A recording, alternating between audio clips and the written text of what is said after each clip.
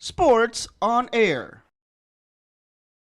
Magandang umaga, tanghali, gabi. Ito na naman po tayo sa Sports on Air. Classics edition na naman ang ihahatid namin sa inyo ngayong gabi. At ako po si Ernest Hernandez, ang masasabi natin parang ano ba ako, moderator, interviewer, kahit ano. Kung ano na lang gusto niyo tawag sa akin, yun na lang po ako. But anyway, isang classic edition, marami na naman tayong tinawag ng Reswak para sa araw na to. Unang-una, tawagin natin ang pinaka-paborito nating Reswak, paborito ng bayan, the Godfather, Brian Yalo. Hello to everyone. Welcome to another edition of The Classic. We have a very special guest for you today, today, kung anong oras man yung pinapanood to.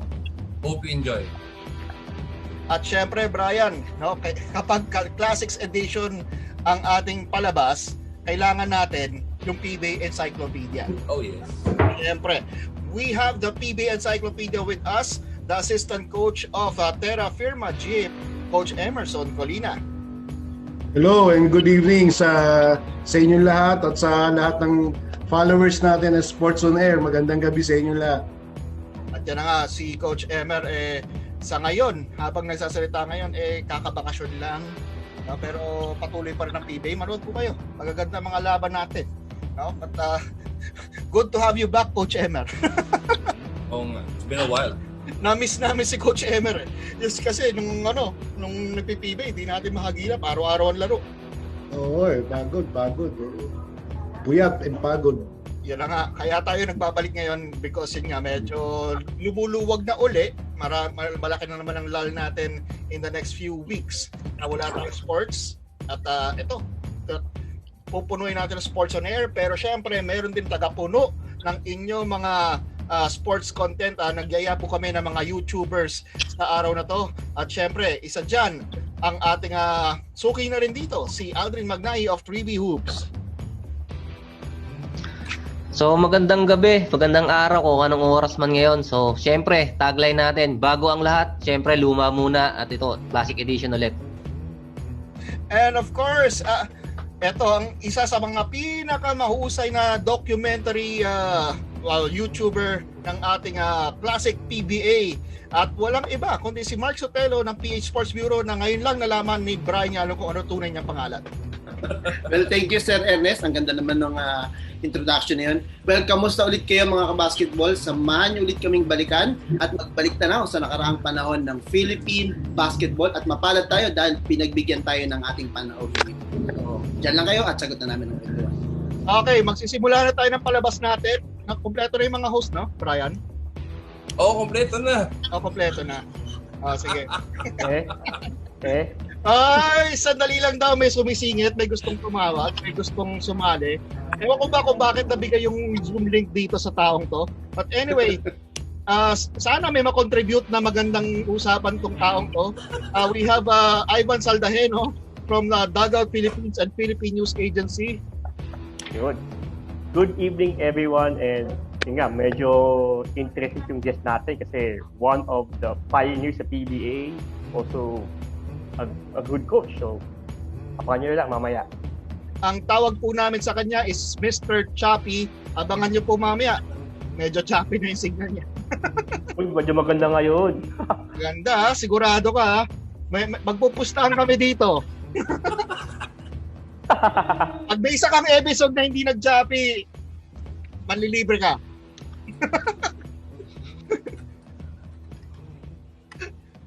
Ayun, nabilaukan pa. No? Pangklase talaga pagkasama natin si Ivan. No? But eto guys, without further ado, eto, masayang-masaya, Coach Emerson Colina, na kapag yaya tayo ng mga ganitong mga player, no, talagang inaantay na natin to. No? At without further ado, our guest for tonight, Fritz Gaston. Palakpakan po tayo, Sir Fritz. Good evening. Okay na, can you hear? Yes, sir. Loud and clear. Okay, good evening po sa Sports on Air at saka sa very high-powered hosts. Napakadami nyo, 6. So I had to, obviously, hindi ko maalala. So I took note of it. Ay, may mga pangalan nyo naman dyan. Kaya Sir Ernest, Brian, Coach Emerson, Alvin, Mark, Ivan. Tama ba? Yes, sir. Aldrin yung isa. Yung Yes, Aldrin yung isa. Yung 5 lang pwede yung alalanin. Oo, okay na yun. 5 lang. That's good na. Okay. Kayo, bahala na kayong magbakbakan dyan. Pero ako yung protocol babatiin ko kayo at babatiin ko naman yung mga manunood pa ninyo at saka yung mga nakikinig sa buong mundo at sa lahat ng mga Zoom pasensya na at hindi ako high-techy dito wala yung mga daughters ko, sila sana nag-set up medyo mabuti na nasalo nyo, yun ang alam kong pag-Zoom galing through the web at through email. Siyempre, napaka-techy na nagturo sa inyo si Coach Emer From the way it looks, parang throwback din siya Throwback parang ako Medyo lang. Actually, magugulat kayo. Yan ang pinakamaraming tanong sa amin, pero ito, sir, bago lahat, kamustahan po naman tayo? Syempre, nagkaroon tayo ng pandemic. Kamusta naman kayo? How are you coping up? Wala tayong sports. Sa talang buhay natin, ngayon lang nangyari itong sa ganitong klaseng sitwasyon. Paano po nagko-cope up si Sir Fritz Gaston ngayong pandemic? Well, actually, even without pandemic, parang chill na ako, relax na kasi medyo parang na ako, semi-retired or on towards retirement. Ang last stint ko was with the SEA Games, Kasi previous to that, I was with Gab until 2017. And then 2017, end of 2017, pahinga na ako ng 2018. So mid-2018, doon ako tinawag ni Tats Sara, di ba? Sabi, Fritz, tapos ka na pala sa GAP, baka pwede kang tumulong dito sa SEA Games, So that's how I got involved. So this was mid-2018 until 2019 ng SEA Games, So it was fun. I was able to enjoy the SEA Games and its success, Na it's really nice to be part of that. Na talagang we hold so many golds and total number of medals, di ba? Plus maganda doon sa Clark, that's where I was assigned. So after that, pahinga na January, February, tapos biglang nag-COVID, di ba? But during those times na nagpapahinga ko, I just kept exercising, doing bits and little things. Mahilig ako kasing yung mag-ayos-ayos, di ba? So I was fixing yung mga maliliit na mga bagay that I found, took notice of, yung mga sira dito sa bahay, mga ganyan. So ay mahilig ako dun. So yun, I started fixing. In fact, ngayon, I decided to fix the garage, Literally fix the garage. And pag hindi ko naman kaya, that's when we call yung talagang experts. Like I fix my dirty kitchen sa likod. Welding, napakahirap mag-welding Dati winelding ko yung gate ko, I changed it. Maganda na from steel gate, ginawa kong wood gate. Ako lang, just straight. Kaya ko naman mag-hire ng gagawa. For the idea na akong gumawa, well, ang sabi nga nila, it costs you more than hiring somebody dahil nagkaroon ako ng trigger finger ito. May 2 fingers sa martilyo ng bakal kasi nag-aral lang ako magputol ng steel. Yung steel na so hindi naman ako gaano magaling pa. So may kwento rin ako about the steel, about the power saw that I got. Anyway, so namaga ito.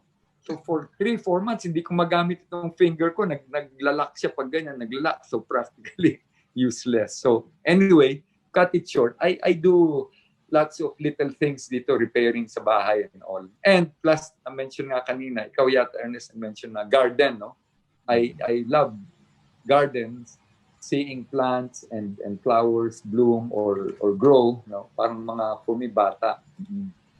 So that's what I do also. Although I'm not green thumb, as you can see, wala. My hands are all sports hands lang. But my cook and my all-around, siyang may green thumb. So titignan ko, assistant lang niya ako. Gawin natin itong plano to. Bibili ako sa QC Circle. Bili. Tapos siya magtatanim. So that's basically what I do. Ganun talaga, sir, kapag mga ganitong panahon, may mga natututunan tayong bago sa buhay at mga hindi nating akalain magagawa natin. Kaya nagulat ako, di pa ako nakakapag-welding sa buhay ko. Kaya sabi ko, No, ako, klase I to. studied it. I learned how to weld. So, natuto ko. Pero hindi pala ang basic pala mahirap pagka yung mga gagawin mo needs expert ano talaga. So, tinawag ko yung magaling mag-welding o welding mo lang yung frame. I had him my design. So, winelding niya yung roof. Ako naman naglagay na ng mga yung sheet, no? Yung plastic sheets. So, maganda yan. I just don't know how to show it sa picture dito, and then maybe I could show you what I did. And of course, what I never stop doing is keeping myself in shape. So I bike a lot. So I do 50, 60, 70 kilometers of riding even dito lang sa loob ng village subdivision. Pag hindi road bike, mag-mountain bike, then we go to yung mga La Mesa Dam, yung mga single track. Di ba? Pagka mountain bike naman, I also do that. Sir, at tanong ko, saan ba kayo ngayon? Anong city kayo Paranaque. Magkalapit lang tayo. Magkalapit lang pala tayo dito din daw sa Paranaque. No, but anyway, sir, si Brian, maraming kwento sa SEA Games yan. Actually, it's a funny thing, sir, kasi I was involved in the SEA Games also last year. Kami sir sa IT group, yung WSOABL. Sa IT ka ba? Oo, with yes, SEA Games, with Fritz Gaston ka or ano? Yeah, sir, with Fritz Gaston. Kay Red Dumok ka. Yes, sir. Yung kay Sir Ray, yeah. Kami magkakausap. Ang laki ng grupo niyo eh. Sobrang laki ng group. So every time I enter your office, ang dami doon sa loob, no? Si Red, kaibigan mo. So I go to him, magpapakape siya. So tapos ng coffee doon. Yung IT, meron kayong internet. So when I have to do my internet work or my email, doon ako bumababa. Diyan sa PICC. Stressful but I miss it. You're telling me. Pero it was one of the I enjoyed it. Despite the stress. It was very enjoyable. Okay. Backup venue daw tayo ng ibang countries. Yung si Ivan yata nagkalat nun eh. Ewan ko lang kung fake news to si Ivan eh. I saw it. Masaya. So, actually maganda. The venue itself, it's world class. The New Clark City, di ba? You stayed there also, Brian? No, sir. Bali, Manila-based ako. But Manila-based ka. Yes, sir. Pero I was going around. That's right. Sa PICC ang home base nyo. Yes, sir. Center or sa kabila, sa World Trade? PICC, sir. PICC. Kasi meron yata may IT sa World Trade, di ba? Meron din, sir. Yun, oo. I see. But did you get to visit New Clark? Yeah. Actually, ang hindi ko na napuntahan, sir, it was Subic. Napunta ko, sir, lahat. Yung Subic, yun lang hindi ko napuntahan. Okay. Kasi sa Manila lang, sir, ang dami na kasi.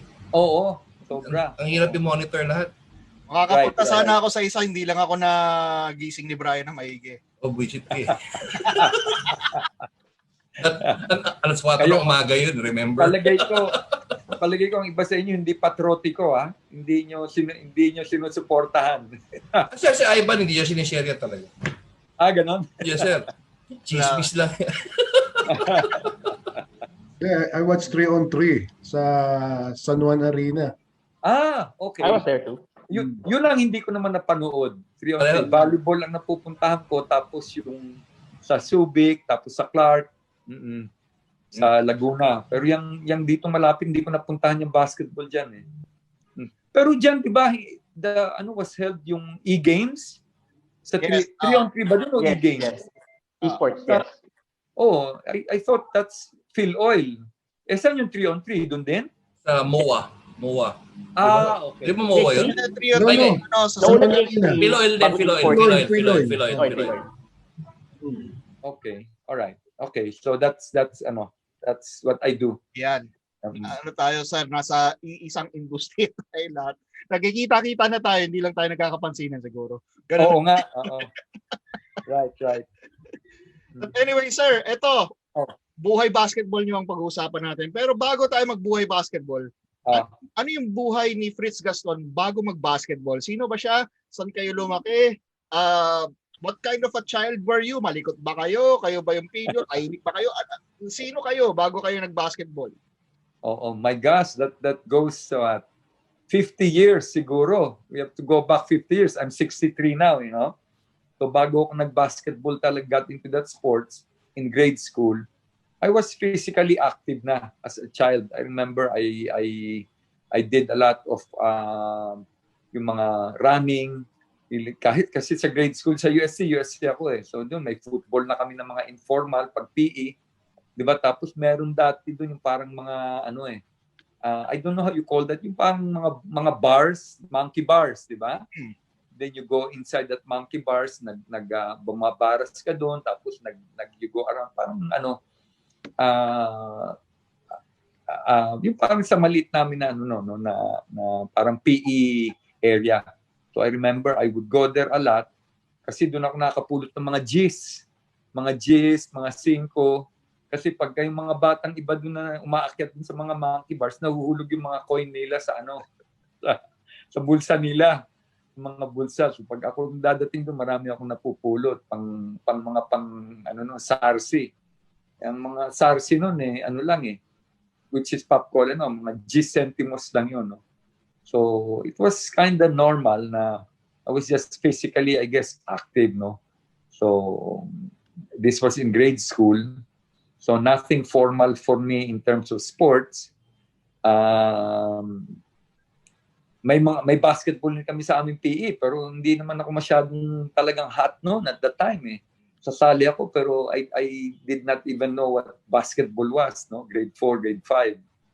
So pero sumasali ako, nakikitakbo-takbo ko, but it was more like football yung aking noon eh. I was more fascinated with football, kaya nung nag-first year high school ako, football yung aking inatupag, ang PE ko. I guess that's where I developed my strength in my legs, no?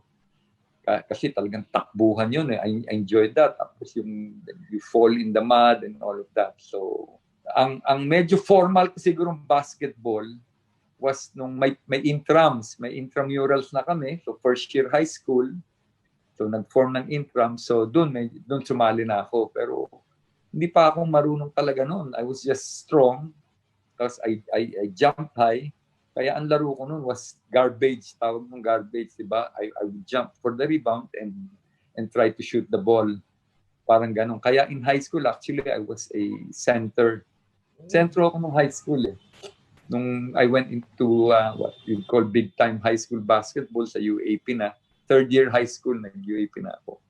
So, but I will take that pag-question no. Kasi you asked me how I was as a child before basketball. Unless gusto niyo tuloy-tuloy ko ng segue doon.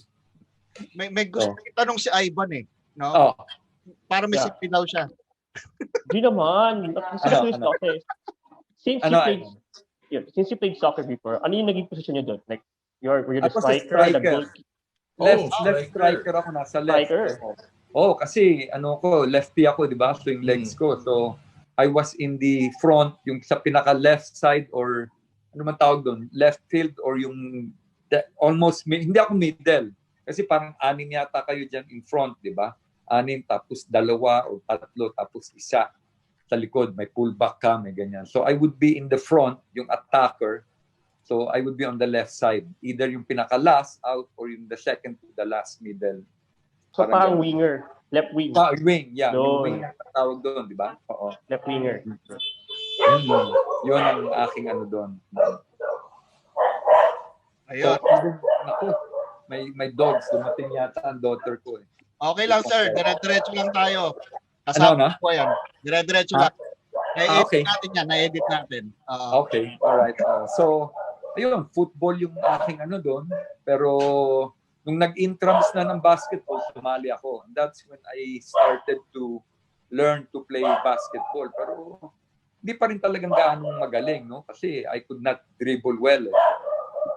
But the thing na, what I discovered, na each person, ito, tandaan nyo to being the eldest, I guess, in the group, sa atin, na each kid, and that's when I realized, that's why na either you have it or you don't have it. Kasi ako, I'm a frustrated musician eh. Gusto ko talaga, love ko music. And my younger brother is a musician. Magaling siya as kids, di ba? Kayong parang, typical kids. Mag-aaral kayong magpiano. So sabay kami magpiano. Di ba, mag-aaral. Ako, I could not get past yung book na babasahin mo una may grade 1 kayo, na grade 2, grade 3 level, di ba? Level 1, level 2 na libro. You know, ako, I could not get past my first page of the book. Ang piano lessons, ganyan. Ang tigas sa mga finger ko. Yung brother ko, after a couple of weeks, alam na, tapos na niya yung libro, marunong na siyang Ako naman, after 1 hour na lesson, bored na ako, tatayo na ako, lalabas ako, tapos meron kaming basketball court sa likod sa garahe namin. So then I'd start playing, first year yun, I'd start trying to play basketball on my own. So kasama naman yung kapatid kong younger brother, ayaw niyang magpiano mag-isa. Sama siya, susubukan niya rin maglaro.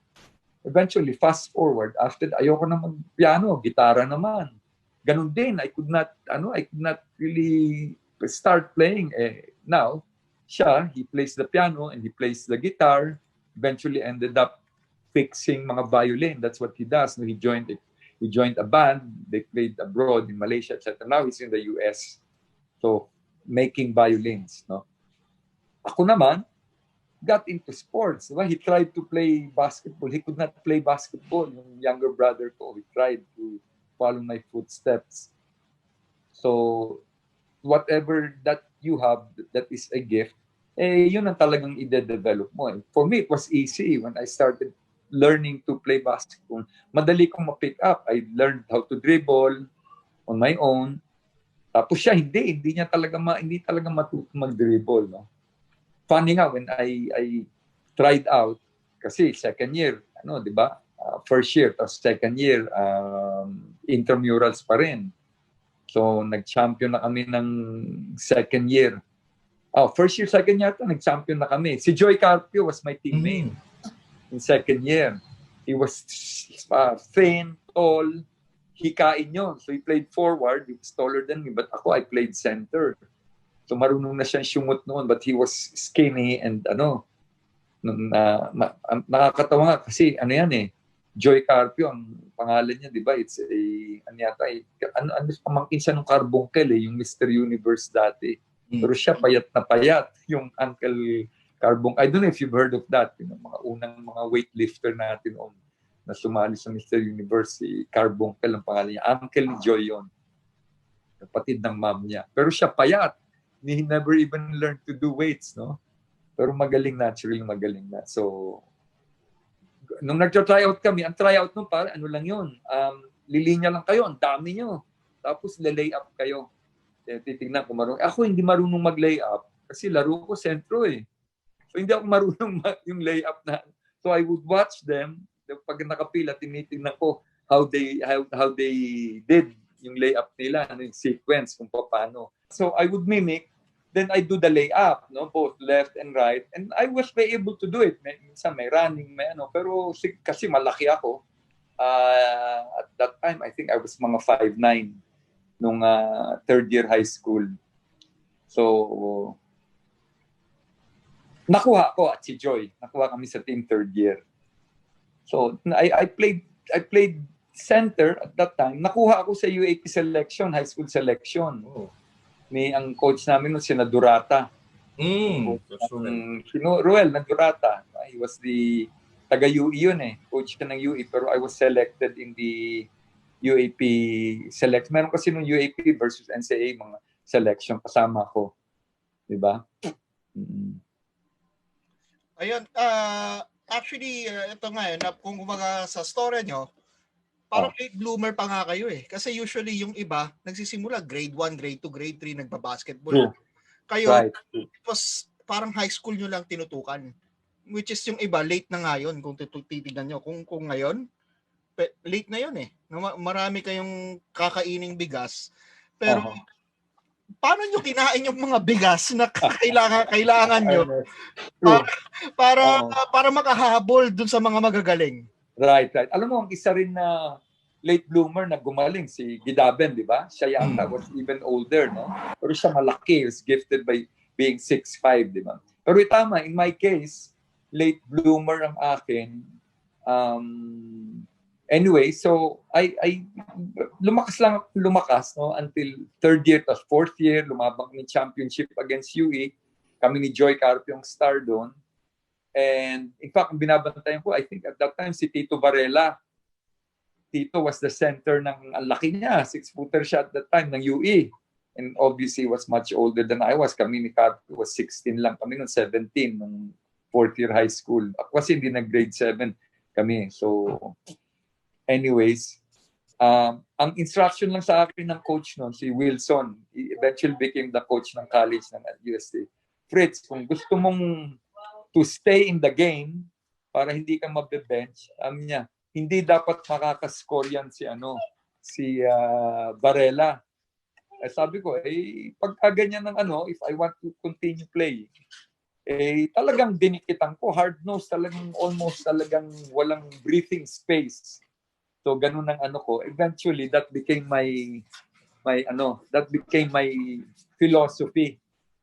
Yung kaya ako, I was a very defensive player and a defensive coach ang aking orientation. Ganun yung ko noon. To stay in the game, talagang hindi ko pinapahawakan ng bola si Tito Varela, talagang dikit na dikit ako. Yan. So, as a center. So, pagdating ng college, na lumipat kami ng Ateneo. Yun, mahabang kwento rin yun. Kasi ang coach namin ng high school was going to coach in college. Sabi niya ngayon sa amin ni Carpio, wag muna kayong mag-practice sa varsity ng UST kasi I'm going to go to the States and di ba, pagbalik ko saka kayong mag-practice with the team pagpasok ko. Summer noon. Sabi ko, anong gagawin namin during the summer, di ba? High school graduate, we're going to go to college. Sabi ko, Joy, practice tayo with UST. Nag-practice ngayon kami. Pag-practice namin, binalya-balya kami ng mga doon. Yung mga, go. Go. Binalya-balya kami ng mga teammates. Yung UST, yung mga senior players ng UST. Diba? After that practice, one practice lang kami, sabi ko, Joy, alam mo, meron akong invitation sa Ateneo. When we were in high school, I was invited by one player, parang scout, lumapit. Sabi sa akin, Fritz, you're invited to practice in Ateneo. You try out in Ateneo. Sabi sa akin, okay, but to me, parang wala yun. Kasi UST ako, grade school, high school eh. So I had planned to continue and end my education in UST. Talagang loyalty. Sabi kong gano'n. After nung binalya-balya kami ng mga regular players ng UST, siguro yung kanila, ibang thinking, baptism of fire ang kanila, di ba? When you play, we will mamamain ka namin. Ganon ang ginawa sa amin. It wasn't like, hindi kami lalaban, pero parang feeling namin, ano ba ito? Are we welcome here or not? Sabi ko, Joy, I was invited to Ateneo. Sabi, pwede ba sumama? Try out tayo, sama ako. Sige, sama ka. Sumama siya. That was like from night to day, very, very different. Pagdating namin sa Ateneo, we were so welcomed by the teammates, by the seniors. Yung parang ang dating sa amin, tinuturuan pa kami, ganyan. So, ang lalaki. Ang kasabay namin nung na pumasok from high school, ng Ateneo High School, champion sila eh. Chito Narbasa, who became the commissioner ng PBA and coach ng Shell. Si Chito Narbasa. Yeah. Mm-hmm. Yeah. And then kami ni Joy, tapos ang high school nila, Maling Estrella, Pons Valdez, Chito Narbasa. Yun ang mga stars nila noon yun. Those two other guys, they did not go on playing in the PBA. But they probably could have if they wanted to. Naglaro rin sila sa Mika, Crispa. Yung Maling Estrella was a 6'3 guy. Mabait, mahinhin, pero ang lakas. Pons Valdez was a 6'1 na malaki siya, He was a good forward. In fact, yun ang natalo kami sa third championship namin against rival, which later I kukwento ko against San Beda ng college. Yung pag-layup niya, tinawagan ng charging. Hindi kinount yung shot niya. Doon kami natalo. Yung kanyang si Valdez yun. Anyways, so after the tryout, na doon sa atin, tapos may pagkain pa. May cooler, may soft drinks, kasi may team manager sila eh. Yung Consuelo. Ha? Yung parang Consuelo na nag-tryout kayo. Yun yung masarap eh. Oo, well, yung food, no? Kasi meron ang Ateneo, meron silang what you call yung mga team managers who are college students din, di ba? So normally ang nakukuha nilang team managers would be yung medyo may mga kaya. Di ba? In fact, si Mar Rojas was a team manager. That's how I knew him. Okay. Yep, he was during high school was a team manager. Pagdating ng college first year, magka-batch kami niyan. So Ilonggo pang pareho. So naging kaibigan ko yan at saka team manager siya, no? So yeah, they prepare food, soft things. So after that, sabi ko kay Joy, hindi na ako babalik sa UST. Tutuloy ko yung tryout dito sa Ateneo. And besides, yung mga Gaston are all Ateneo graduates, yung mga family ko, no? So yun na lang, sinabi ko na lang na I think I'll try out. Sabi niya, pwede ba akong sumama sa'yo? Sabi niya, well, hindi naman ako makakasabi niya. We're both trying out, di ba? If we both make it, then well and good. If we don't, di ba? Sabi niya, yun na yun. That's the end of it. Naging na kami.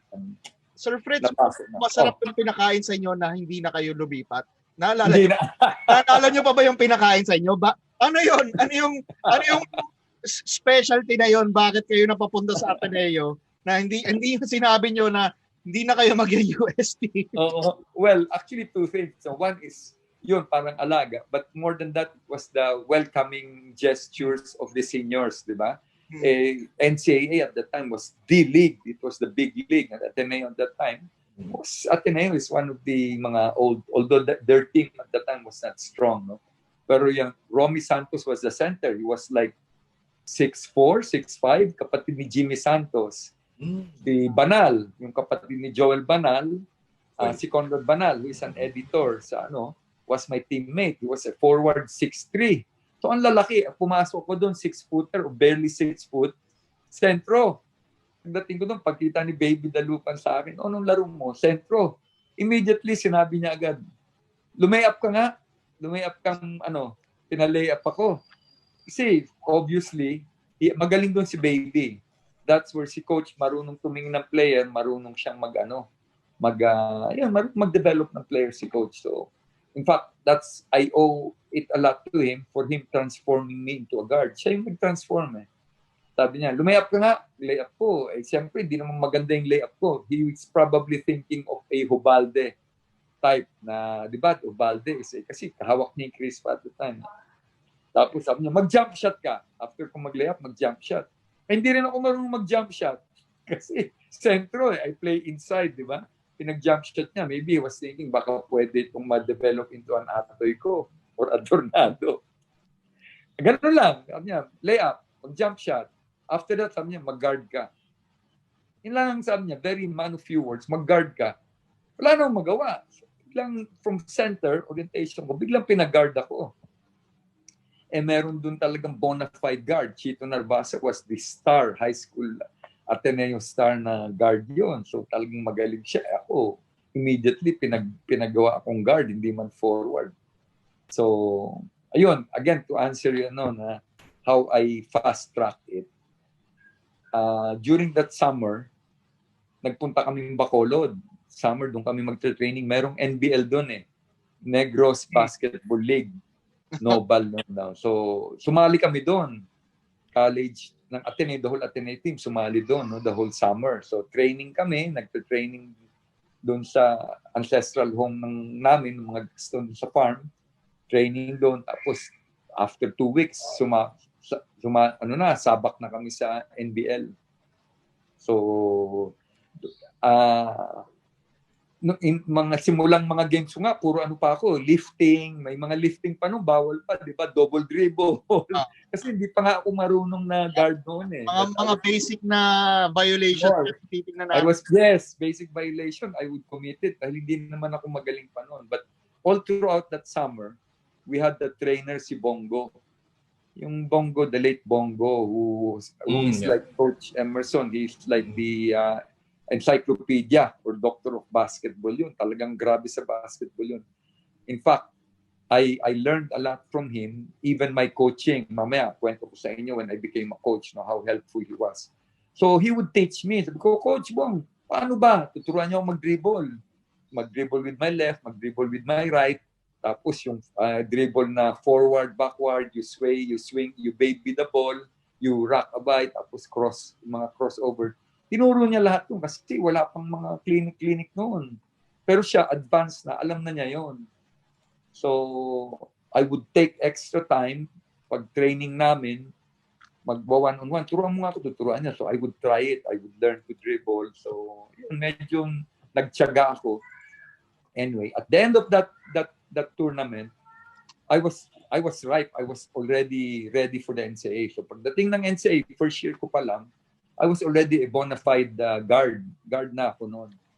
So ako at si Chito Narvasa, we would play guard, palitan. Diba? I was taller, bigger than him. Yun. So at that time, I grew to mga almost 6 feet. So I was one of the big guards at the time. Malilit ang guard noon di ba? So ayun, on my second year, nag-try out na ngayon kami sa national team, youth. Because we were only 18 years old. So yun, again, at that time, second year kami, first year si Watson, pumasok. Nag-try out kami tatlo.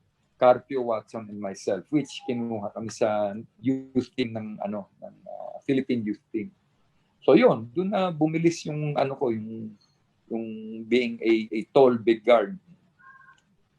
Okay, I give the floor now, no? Para sa ating mga tatanong dito.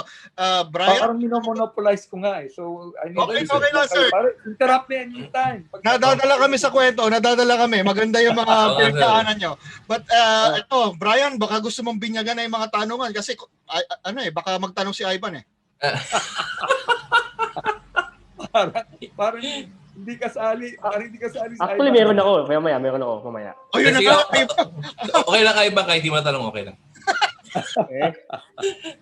Sir, Coach Fritz, natanong ko lang, kasi di ba you mentioned kanina, nabully kayo dun, nakawawa kayo sa UST, yung mga seniors. I'm just curious, do you recall the names of those players? Kung baga, are they familiar to us? Nako, actually, isa lang of that team na went into the PBA. Mm-hmm. Si Marasigan. Mario Marasigan. Yeah, I don't know if you will recall that, but much older. Camus. Kilala niyo si Camus? Yeah, Ed Camus. Yeah, he played for Toyo Komatsu in center na Camus. Yeah. Oo. And pero yun, those two that I mentioned are good players eventually kaya sila nag-PBA siguro kasi yung dalawa nag-PBA yung dalawang yun eh. Magaling yung Marasigan was a kaliwete yun, so medyo ina-idolize ko pa yun. The rest of the seniors at that time na I can't pinpoint how, but they were sort of like bully. I remember was a Garcia.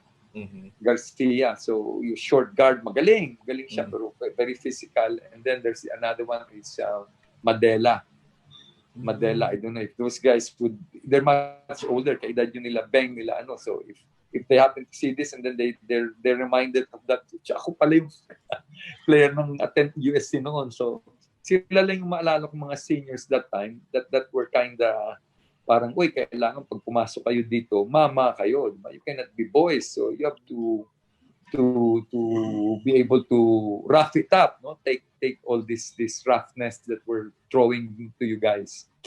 So yun ang maalala ko lang, but they were good players, but yung Madelo was a forward. It was like almost like a Larry Mumar type. Siyempre malayo, di ba? But parang ganun ang kanyang laro. Yung Garcia naman would be like how would I describe him ba? He would be like a parang si Ray Franco type na guard. Peter Garcia, coach. Ha? Peter Garcia. Hindi ko maalala ang first name niya eh. But if we look in 1974, yung UST team ng 1974, doon lalabas yung mga, siguro I should check it out. Let you guys know, kay coach, ko yun. As a postscript or after this, I'll send you the names of the players at that time.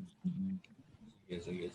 Baka naalala pa ni Coach Emer kasi minsan siya yung maaliop sa mga nahirapan umalala dito. History. Siya yung basketball, di ba? Coach Emer, meron ka bang memory yung college days ni Sir Fritz Gaston? Alam nyo guys, yung batch ni Coach Fritz ng Ateneo, Oh. hindi lang pang basketball yun eh. Alam nyo, pang pelikula yun. Kung titignan nyo yung mga lineup nila, Coach Fritz, Paddy Mistrael, Oh. Corellia, Louis Rabat, Oh. Steve Watson, di ba? Pang ano eh. Kaya pagpasok nila nun sa Crispa, ang daming nanonood sa Mika no dahil ano eh, puro gwapo daw yung player ng Crispa that time. Bawal yata ang ano nun eh. And then, dalupan pa yung head coach nila. Di ba, Pretty coach? boys, ha? Oh. Oo, talagang sabi nga, paano kaya ito nung college sila sa Ateneo, di halos lahat ng girls no, sumusunod sa kanila doon, di ba? Paano ba yan? Paano yan, coach? Yan siya sabing ano eh, hindi lang pang basketball, pang pelikula pa. Actually, yun nga. Well, in a way, na you mentioned that, parang come to think of it, tama, we were like a glamour team. Eh. We were a glamour team. I wouldn't say we were really good looking, but we were dashing, we were presentable, di ba? Marunong pang mga tisoy pa yung iba, marunong pang magsalita ng ano. Ang iba nga nagugulat eh, kay Watson, di ba? Very foreign looking. Eh ngayon pala, Tagalog na Tagalog kung magsalita. Nagugulat sila, marunong pala mag-Tagalog kasi he grew up here, di ba? And he's half Filipino. Yung mga ganyan. And the rest, siyempre, mga Inglesero dahil galing ng ano sila eh, ng Ateneo High School. So, kami natuto na lang mag-English pagdating ng college ni Joy. Kasi sa USC, hindi naman prerequisite na mag-English ka, hindi kami Inglesero noon eh. So I think that's part of the glamour na pag nakikita nila, magagaling pa magsalita ito. Ngayon pala, hanggang doon na lang. So that time, guys, ang rivalry talaga ng NC is Sambeda, Ateneo Sambeda. Talagang hindi nagbibigayan yung dalawa na yan. Talagang nagpipigilan niya kung magcha-champion ka uli next year, pipigilan ka namin, matalo na kami sa iba. Na ang Ateneo, wag lang sa Sambeda, di ba? Yan daw talaga. It's Sambeda versus Ateneo before the LaSalle versus Ateneo. At least tama. Sa dekada namin, during our time, ayun ang nangyari. Kasi nung first year namin, that was the last championship ng LaSalle. Although, pag Ateneo LaSalle, there's always what you call rivalry, no? Kahit kulelat yung isang team in terms of standing, pag LaSalle ang kalaban o vice versa, nagiging even yung labanan. Kasi parang parang tumataas yung yung pinaka, like I remember at that time championship team yung LaSalle noon di ba? Kami noon all rookies. Pero kasi ang NCAA noon, champion ng first round, champion ng second round maglalaban. Champion ka ng first round, champion ng second round, automatic champion ka na. Diba? Ganun noon. So, nung first year namin, ang nag-champion sa first round was, I think, Jose Rizal. Second round, we played the championship against LaSalle. Doon ako napasaba kay Beng. Iba, fourth year siya. First year college lang ako noon. Ako na yung minatch up sa kanya ni Dalupan na decadan, binabantay mo. Siyempre, naging lahat naman ng lagay mo sa kanya dati, shooting gallery. Shootan lang niya ng di ba? So I would say, medyo nahirapan siya sa akin. Kaya siguro nung championship, 40 lang in-score niya sa akin. Kung iba siguro nagbantay, baka 50. Pero anyway, so ganun ang noon, nung first, after that, pag tapos ni Beng, era ni Beng, nawala ang LaSalle. Naging whipping boys lang sila, even against us. Kami lumakas Imagine, we played the championship na ng first year. And tsaka may mga gulo noon. At that time, I think, when we played LaSalle, Dalupan was not the coach. Kaya medyo nahirapan kami. Kasi, parang, bawal na siya dahil parang PBA. I think something like that. So, he could not play or at that time, 2 of our teammates were suspended. Sinuspend, nagalit siya. Sabi niya, bakit nyo suspendihin niya tapos hindi nyo papayagan? Good, bad enough na suspended because grades Doon sa Ateneo, if you don't make your grade, hindi ka pwedeng maglaro. Ngayon, lahat na ng teams, I think sa UAP, no? Sa kanya, okay lang. Pero ang ano pa noon was parang paalisin pa ng school. Sabi niya, it's bad enough i-suspend, hindi makakalaro. Bakit kailangan tanggalin, makick out pa ng Ateneo? So doon siya nagalit. So hindi siya nag-coach. I think that was the first year, no? So, first year yun. So, natalo kami. Pero second year, yun, nag-champion na kami ng second year and third year. Back-to-back kami doon. Nung second year, San Beda na yung malakas. Recruitment nila, si Abby King pumasok. So, ang lakas nung kanilang, tapos si Loizaga was there na, si Chito. Tapos Guzman Brothers, Chuck Barrero was there. Pero tinalo pa rin namin sila kasi parang bago lang silang team nung lumakas. Kami, seasoned na di ba? Lumaban na kami ng first year. So second year, we just breezed through the championship.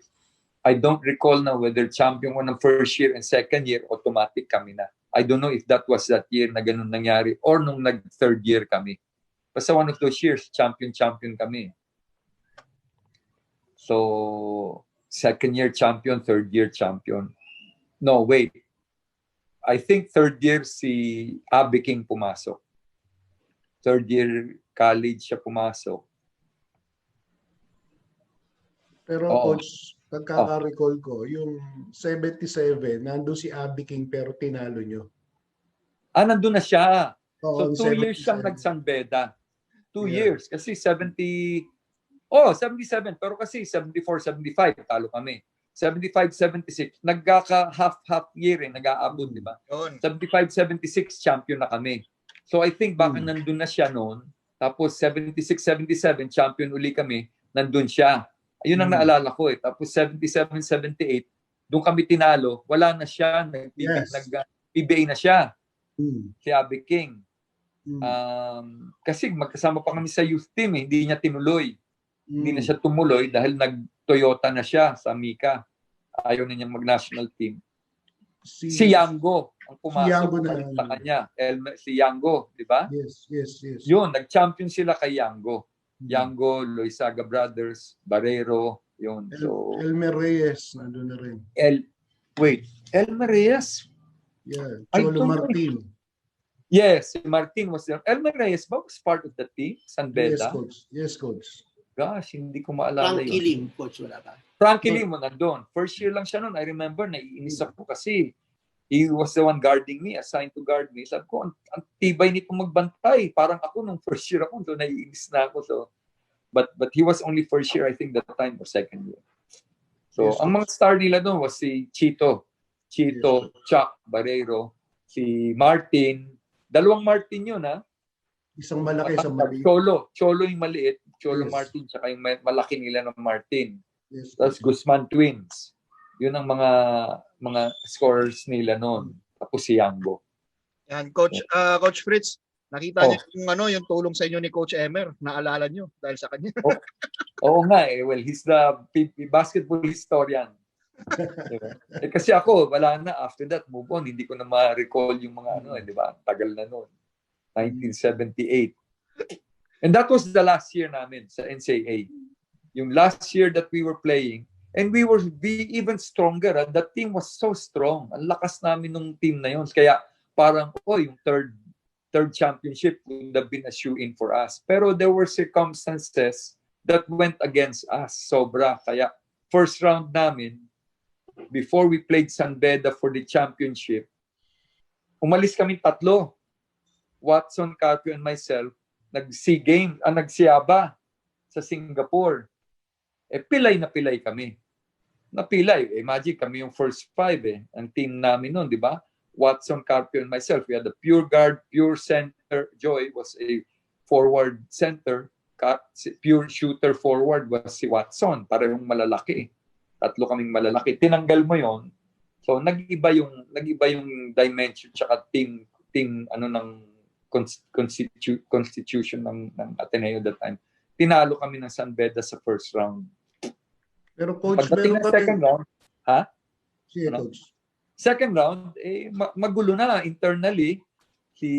That time, hindi na makapag-coach si Dalupan Kasi PBA coach na siya noon. So pinagbawalan ng PBA coach at that time mag-coach. So it was Bongo, the guy that was his assistant or trainer niya nung first year, took over as coach. Hindi na niya mahawakan yung mga bata yun At the time, he was only 26. Hindi niya mahawakan yung stars. Star-studded na kami noon. We were all stars, di ba? So kami nagkakaroon na ng mga internal na mga irritation among teammates, which is typical. Although we still played, nag-champion pa kami sa second round. Tinalo namin ng San Beda in spite of yung mga, it wasn't like, we can beat anybody, ganyan. So puro yung laban namin, mga close shave, gano'n, until we beat San Beda sa second round. So we had to play the championship. One game lang yun, knockout. So it was like we had to beat them twice. No, so for the pennant sa second round, tinalo namin. Championship was the second game. Yun na yung closed door. Kasi yung championship na second round, batuhan na yun lahat, the crowd, no? Kaya they decided the championship itself. Talaga na uso yung closed door game sa San Beda Ateneo. Diyan daw na uso talaga yung closed door games, yung San Beda Ateneo. Yeah, they decided kasi talagang parang dangerous na, when you're playing, tapos from the bleachers or upper box, magtatapon sila doon. Ano yung mga tinatapon? Ano yung nare-record na tinatapon? Magtatapon sila ng mga bearing, mga itlog na raw, tatapon nila. Or meron pang iba, mga bala. Mga bala talaga, itatapon, bala ng 45. Kaya, kaya yung pare na nagsasalita, talking to the crowd, nakapayong. Payong siyang ganyan para huwag tamaan. I remember Dalupan pag nagta-time out yung sentro namin na sub, tatawagin niya, Jimmy, papatayo niya dun sa likod niya para matangkad sa para pag may bumatong ganyan, hindi siya tatamaan. Yun ang joke namin dun Ano ka pala, you were the parang barrier for but anyway, it was so rowdy. And very dangerous. That's why they decided they will play it closed door. Ganun na kaway ko, pati bala, tapos yung itlog ba, hard-boiled egg o yung nababasag? Hindi, yung nabaw, I don't know kung ano yun, no? Pero masakit yun. May tapo ng ganun. I think yun yung mga fresh talaga kasi pag tumama dun, stop, they have to clean it. They have to clean the floor. Diba? Whether that's hard-boiled or fresh, i-splatter yun. So they'll have to clean it. Magulo. Kasi doon, even pagtaas ng game, sa labas, magbubuntalan pa yan, riot pa, yung mga crowd. So I think it was more the crowd yung Ateneo and kaya nauso yung naglalagay ng fence. Doon sa Rizal, kaya may fence yung Rizal, no? It's because of that. Yes, right. Ang problema nun, fence. Nandiyan kayo magkatabi. Sometimes yung fence, dun sa fence mismo, nag-aanuhan, di ba? Nagsasalpukan, parang mga manok. In fact, that's why, I don't know, I think Lasal yun. That's why Lasal left after 2 years. Sila naman ang umalis. Nakalaban nila yung Letran sa finals. Oo, dun sa Rizal Memorial. Naggulpihan yung mga crowds dun sa taas. So, after that, na-suspend ang Lasal, I think. Sinuspend sila dun 1 year. After suspension nila from UNCAA, nag-move sila sa UAP. Yung championship nila against Letran, ginulpi yung mga Letran fans. Mga tao ni Danding. Kuhaan ko yung mga pinalagay niya dun sa crowd versus mga estudyante, nabugbog yung mga Letran. Kaya walang champion ng taon na yun, Coach, 1980. Ganun ba yung wala? Wala. Dahil kahit ang players ng Letran tsaka Lasal talagang nagsuntukan din. Suntukan, di ba? Oo. So hindi natuloy na yung game, hindi na natuloy. Wala. Walang champion that year. That's interesting trivia. I didn't know that, Coach. So walang champion noon. Tapos the year after that, suspended ang Lasal, di ba? The year following year, but they moved already to NC. I think mas nauna ang Ateneo sa UAP. Ha? Nauna ang Ateneo sa UAP. Yes, kami yun Kasi after nung last year namin, even before yung pa yung isa, couple of things Kasi the night before we played the championship, in-announce yung pare. Kami after this game, kasi magulo na, alis na tayo ng NCAA. Makita ko yung mga mukha ng mga teammates ko that were from grade school, high school, college, Atenista, bagsak lahat ang moral. Kasi ang UAP for them was not a league Di ba? Naglalaro kami UAP noon, walang nanonood Mas matagal ang NCAA. Mas historically, pag ilan na NCAA, magwa 100 na yata. Matagal, Yes, I don't know, matagal 2024. na, pero parang it was more the glamour league at that time, di ba? When Ateneo was there, and UP, and Lasal, yun ang mga magkakalaban doon. Yun So it talaga was ang storya, no? Kaya nahiwalay ang Ateneo at saka San Beda, napuntang Ateneo sa UAAP is because of the riots that were happening in That's correct. Because of that, sobrang ng grabe na yun. So, ayun. So, we moved to Tapos yung closed door, parang for us, imagine, parang bubble na yun, di ba? Pag hindi coach, di ba? When you're playing in a bubble, parang iba. Parang practice game. Di ba? Ang naririnig mo yung kayo, parang it's like a practice game. Ganun na nangyari sa amin. Hindi kami sanay. Sanay kami sa weather against us. Sanay kami sa crowd kasi we were the glamour team. We were the champions 2 consecutive years. Parating puno yung stadium pag kami naglalaro. All of a sudden, championship, walang tao. So talagang parang rin. Tapos na-announce pa na that was our last year in the NCAA. So we were playing there half-hearted. Parang ganun, struggle to play the championship. And yet, it was close all the way to the end. So, talagang it wasn't meant for us. 3 straight championship at that time was not meant for us. Okay, bato ko yung floor ngayon sa ating mga YouTubers sige, Coach Emer, may mga ka doon? Sir Ernest, pakita lang natin yung picture ng 1977 SIA Games. Okay. Yun yung unang-unang SIA Games, di ba, Coach Fritz? That's correct. Yes, oo. Amang Ito yung binigay mo sa akin, Coach basketball. Oo. Alin dito? Yung black and white. Lahat to black and white. Yung black and white sa gitna. Yung gitna. Ito. Yan. Okay, ito. Sige. Yan. Okay. Wow. Oh my gosh. Yeah, 1970 sa Malaysia. We were traveling to Malaysia. Kita mo naman mga bell bottom namin that time, ha? Oo.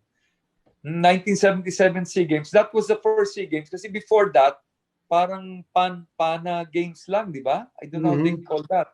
So there were only 4 teams. And then after that pana games, they decided, we will have the Southeast Asian Games. So mas marami nang sumama. I don't know kung paano ang tawag nila. Coach Emery, you should know that, di ba? Pero that's correct. That was the first SEA Games, 1970. In Malaysia, I remember that. Yes. Kaya lang, ang malungkot dito, Coach, lahat ng bigs nyo, wala na eh.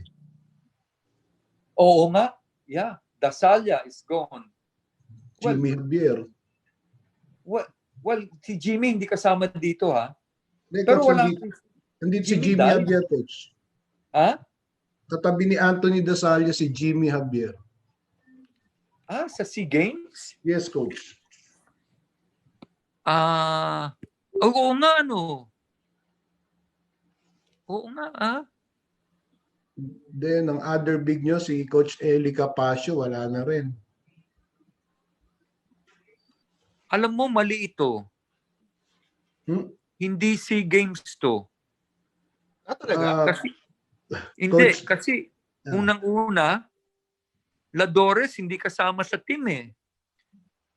Si Cruz hindi rin kasama. Ano to? Parang the following year ito parang ito yung World Basketball eh. Ito yung coach mo si Mayoralgo. Siya rin naman ang coach talaga nun eh. Coach ano to eh. Coach Fritz. Itong picture na to, nakuha ko dito nung 1977 issue ng Sports Weekly Magazine. That's correct. SEA Games kasama siya. Ito sila. May may tabas ng kape. Hindi, ano yan? Gas. Oo nga. Kasi, pero yung ABC Youth, ABC Youth pala. Iba yon, ibang line-up. Si Mamaril nandun, pero doon wala na si Javier, wala si Mon Cruz, wala sila Dores. Baka because, they were overage. Yes. Sorry. Tama. Tama. Ito yung SEA Games na May picture din kami rito ng youth team nyo, Coach eh. Ng youth? Yung ABC Youth? Yes, Coach. Meron. Yan. Ayan. ABC, yan yung youth, di ba? Yes, Coach. Oo, yan ang youth team. Yan ang naalala ko, yan ang uniform namin. to papuntang Kuwait. So ang nandyan, ang malaki namin diyan si Mamaril at saka si Dasalia. Yes, coach, nakaupo sa baba. Oo. Kaya lang hindi masyadong maliwanag. Nandito pa si Barrero, nakaupo dyan. Barrero, tapos sino nga itong isang katabi niya? Ricky Mariano. Ricky Mariano. He's in the US now. Tapos katabi ko siya, Poblete, Mamaril, Dasalia. Yes, coach. Si coach sa likod, Nat Castillo, Yes. kasama sa youth. Yes, coach. Lobo, Clarino, Watson, Noblesada. No, coach. Jimmy Manansala. Manansala. Tapos itong katabi niya si Carpio. And then si Lalota. Yes, coach. Yun. Ayan ang ABC pala, tama. Oo, so iba pala yung ABC Youth, iba yung SEA Games. Yes, coach, iba yun. Okay. My gosh, 1 year difference lang yun. Pero yung after the SEA Games, hindi ko na maalala yun ang lineup namin. Alin doon, coach, yung sa SEA Games, yung sa Kuwait ba yun? No. Ang sa Kuwait, yun yung ABC Youth. Which is now the, 19 and under? Yes, 18 and under na Asian. Asian na ngayon yun. Dati ABC tawag doon eh. Ang 77 na SEA Games, yun yung Southeast Asian Games sa Malaysia. That was the first SEA Games. Sabi nga ni coach, no? Noong 1977. Ayun pala yun. So I stand corrected. Yung pala yung lineup na yun. Oo. Kasi nalito ako. Pagdating ng World Basketball, yun na naman yung lineup na yun. Yung mga nasa SEA Games, sila yung nakasama si Capasio was there, di ba? Pala, coach. Nakasama ko rin. Si Capasio nakasama ko sa men. Simon Cruz. Hindi ba yun? Hindi ba yan? ABC men's. After the youth, yun yung ABC men, di ba? Iba na rin ang lineup doon. Yung sa KL pa rin kami na ABC men's team. Oo. Nandun na si Capasio was there, Mon Cruz was there. Ewan ko kung sila Dores was there in that team. Hindi ko na rin maalala yung team na yon. Kung meron ka rin sana nung coach, yung 1978, no? Late 77 rin yata yun eh. SEA Games, tapos nag-youth kami, 1978. After ng 78 youth, kasi na-move eh, dapat 77 din yung youth eh, ABC youth eh. Because dapat 1976 yun eh. Ang youth. Hindi Kasi coach, ang youth, 1970, 72, 74, dapat 76 yan, naging 77 kayo. And then the following year, 1978 na youth, kasabay naman ng World Basketball ng 1978 sa Manila. Yes, again. Ganyang katindis si Coach Emer Colina, Coach Pitt. Di ba? Siya yung history. Tama yun. 76 dapat, but Kuwait requested, hindi sila ready. Ginawang 77, kaya nasabay sa SEA Games. Kasi alternate yun eh. Tama, di ba? Dapat SEA Games, tapos Asian. Pero nasabay sila. Nauna yung SEA Games, tapos sila ang youth, ABC Youth in Kuwait. Tapos noon, yung men's, dun din, that same year, ang men, sa Malaysia ulit. Yes, coach. After the youth, di ba? The same year yon. The same year. Di ba nagliwanag lahat ng mga memorya. Oo nga eh, pare. Anyway, yun ba yung tatlong sorry. 1977, tatlo yun, di ba? Asian Basket, ABC, Asian Youth, at saka SEA Games. Oo. Yung lineup ba lahat yun? Hindi nagpalitan yung lineup?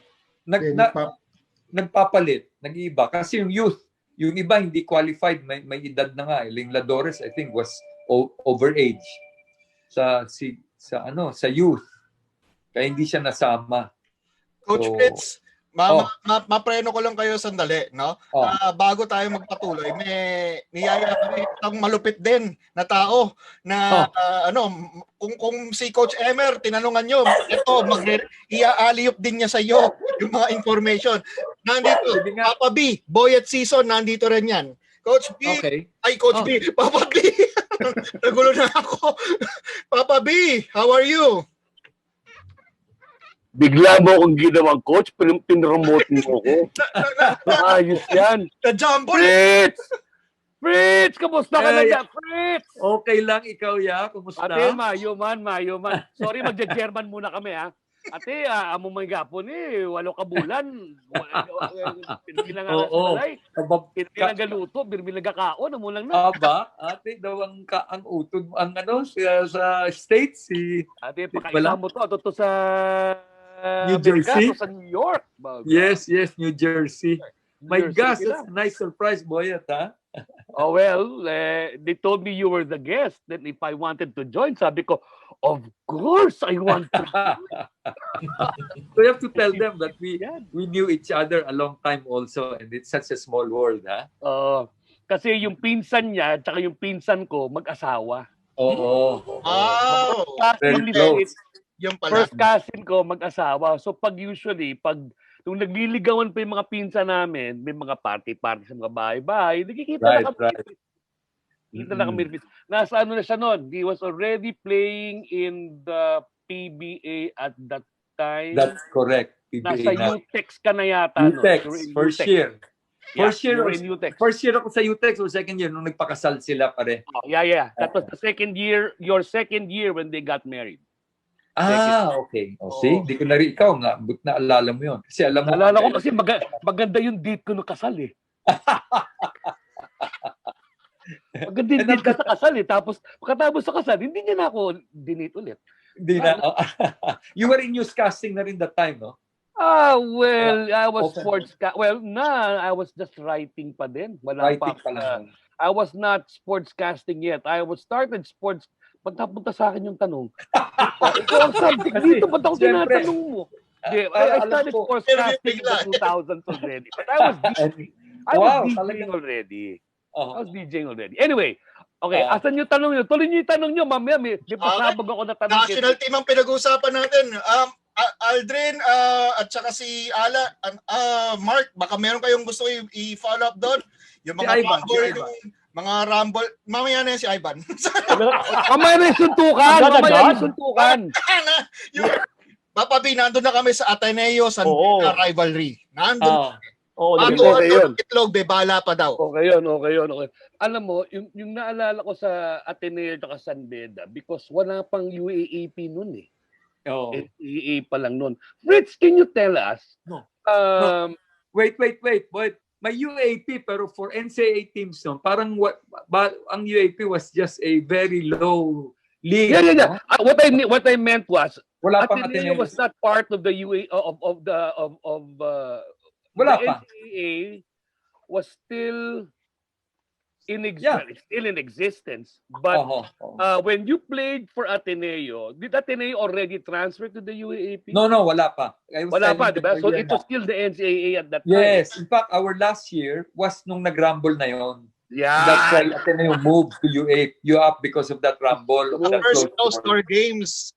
The first close-door. Pero Fritz, with why is it that Ateneo and LaSalle were such institutions that they brought that prestige rivalry to any league that they joined, whether it be basketball, whatever sport they joined. Why are Ateneo, UP, and now also not to take them away from credit from them, even UP now has that level of fan base that makes them an important entity if you want to put up a competitive sporting activity or sporting league. Why is it like that in your that's very interesting question, no?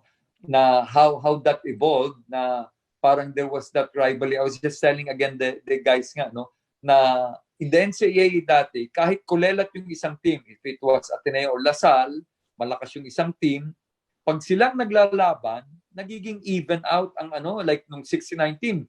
Ang lakas ng Ateneo, kulelat ang LaSalle. Pero pag naglaban sila, alam mo, championship. There's that rivalry, no? Yes, yes. I don't know how that started or how it evolved to that. Kasi I think earlier times ng NCAA, hindi naman Ateneo LaSalle noon . It must have been either Ateneo and Letran. There was time then Ateneo and UP or UP. And But it was never like a Ateneo Lasal. Ang Ateneo Lasal, stuck, no? It stayed na naging rival na even sa mga parties, naging magka-rival sila. Yung mga parties, alam ko yun. Diba? Nag-aagawan. Suwari. Oo naman. Nagpapasiklaban. So, naging ganun na. Then it elevated not just to sports, even in education, sila na nagiging magka... So, I think that's how it was. And it just followed na nung umalis ang Ateneo, nagpuntang UAP, Lasal was just bound to trigger. They just needed a trigger for them to move, no? So UAP. Kaya nagbaliktad. Ang UAP naman ngayon ang naging, because of the entry of these two teams, naging glamour naman yung UAP, no? But that, like you're saying, Boy, hopefully nag-iiba na. Nung nakalaban ng, hindi na sa basketball lang. It evolved na volleyball, naging ganun na rin, no? Yes, so I think it's more like the fan base, eh. Yung mga Ateneo noon, pagka Ateneo Lasal, yung mga fans pinupugpog nila, so napupuno ng gym kahit kulelat yung isang team. Let me ask you, Fritz, now. I mean, we're now talking here. We are now more or less going to the present day wherein technology plays a very big role in how the popularity of any sport, any team for that matter, becomes. But during your time, technology was just a wind, it was still the winding telephone. You had phone booths. You didn't have pagers. You didn't have nothing. How did the fans? How did players like yourself achieve that level of popularity within the respective teams that you played in? At that time, malakas yung tri-media. Our I guess at that time, yun ang normal nun. You have the radio, newspaper, and TV, di ba? So yun lang I think the media that catapult or that would carry the popularity. Ang dami nating mga magazine noon.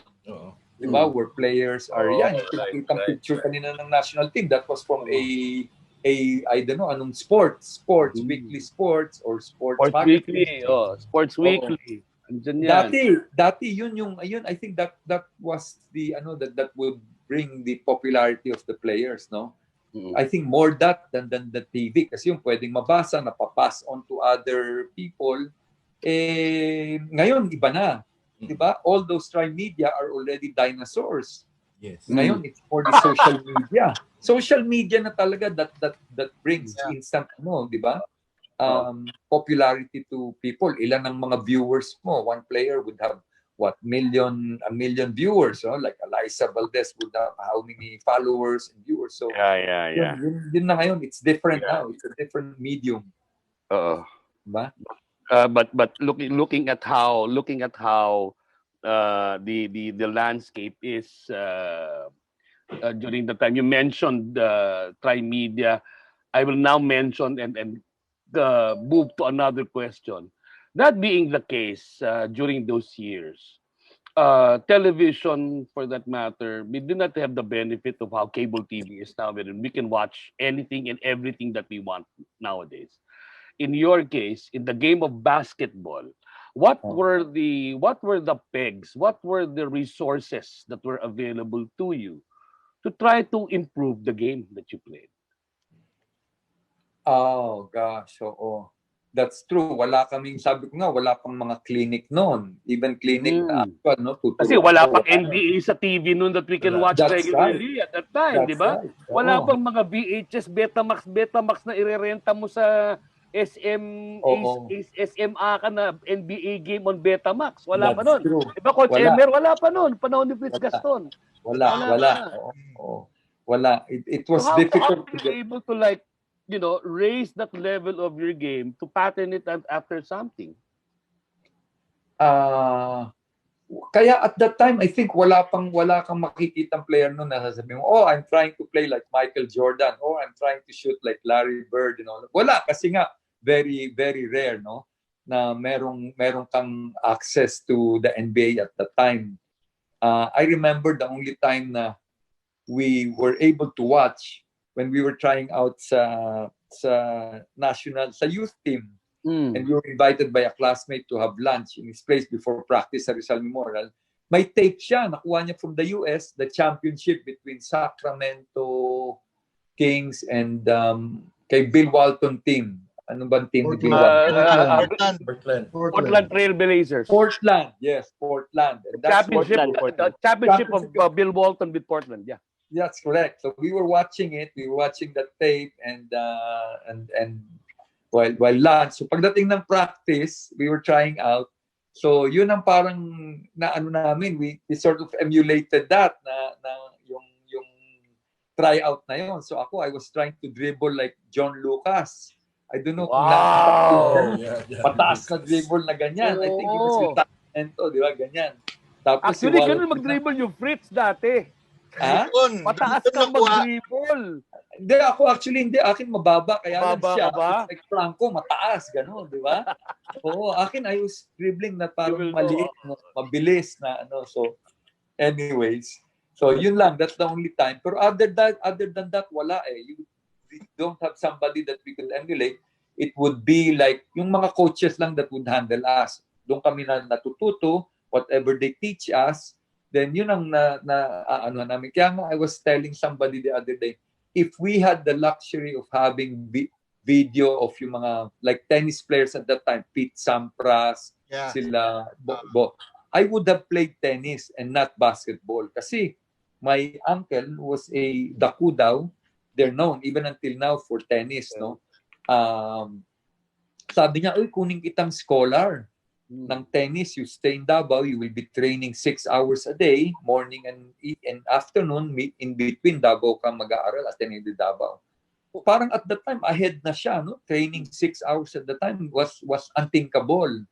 Pero siya, he knew. At tapos sabi niya, with your height, 6-footer ka, naku, ang ganda mo, even at the time, alam na, na-imagine na niya that if I took tennis, I probably would have been, so, wala kasing video nga na sinasabi ng Boy. Kung meron na sigurong video noon or ngayon, no? You watch these guys play tennis, sila dapat ikaw na sigurang first Filipino to play in Wimbledon in the finals. Bagay. Bagay.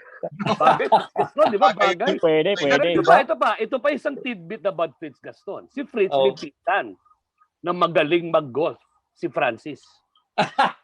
Why did you not take up golf considering that Francis, your cousin, is one of the Philippines' best golfers? Okay. Why Maganda yan. At least these are tidbits and trivia, no? Actually, pagka nagsa-champion siya, Francis Gaston, di ba? So pag lumabas sa diary yun, then they would ask me, uy, nag-champion ka pala sa golf. Kasi kala nila Francis ako yung Fritz Gaston. Tapos sabihin ngayon ng mga fans ko or friends ko, nag-champion ka sa golf. Talaga nag-champion. Naglaro ako doon. I would tell them ako yun. Di ba?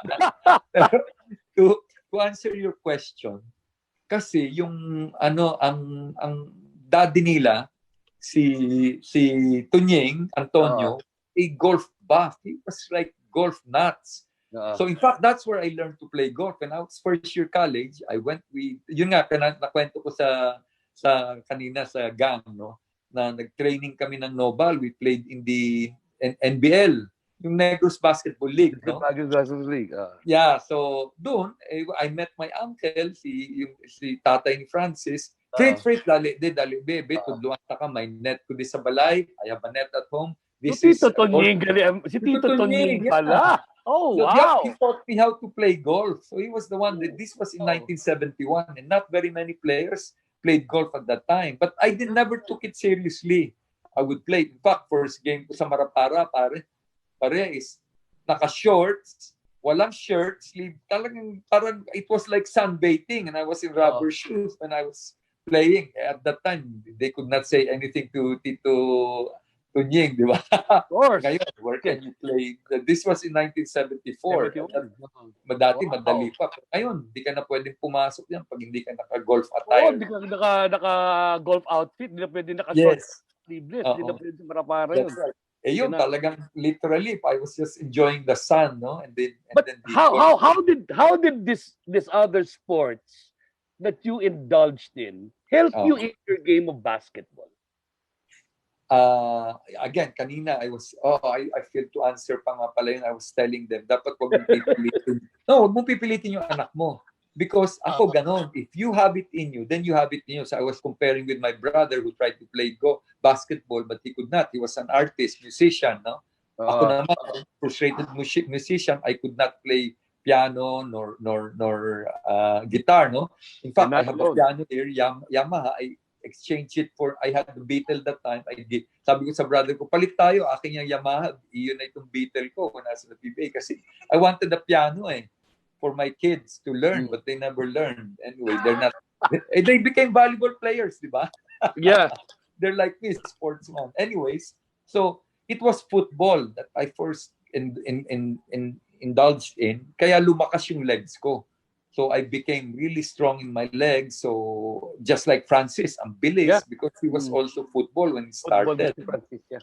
So in the same manner, when my daughters were playing volleyball, pinag-swimming sila because sinama sila sa team. Kaya lang hindi pwedeng ngayon to sports ka na because they started with swimming. Ang gagaling. Tapos one took football, si Ponggay, ang galing din. Pero I could not force them. I had them try golf. Hindi nila gusto, no? It's not like sila Tiny Francis, kaya gumaling. When he was a child, binabantayan ng father. Play driving range, yan dyan. In fact, yun ang complaint ni Francis, I never enjoyed my childhood because I would see my cousins running around in the club, kakain lang sila. Ako hindi, nagda-driving doon until my hands bleed, no? As a kid, 6, 7 years old.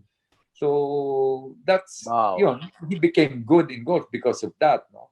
I think is an exception, no? Then he was forced into it and then he liked it. No? Pero normally dapat pabayaan mo na they will find it. Kaya itong my daughters, until they found volleyball, they were jumping from one sport. So I even had them try basketball. I brought them to the court here, tinuruan ko. But it did not last. But when they got to volleyball, then they liked it. They liked the competition. They enjoyed every part of the being with their teammates. No? So I guess that all of that, it was basically my football that made me strong physically. Na ang bilis ng legs ko noon na it helped or in my PBA when kasi nga mentally naman ang akin was like defense, no? I was a defensive player. So at 6'1", 6'2", I could guard big imports, yung mga up to 6'4", 6'5", and I could guard naman yung mga small imports, yung mga 6 feet and below.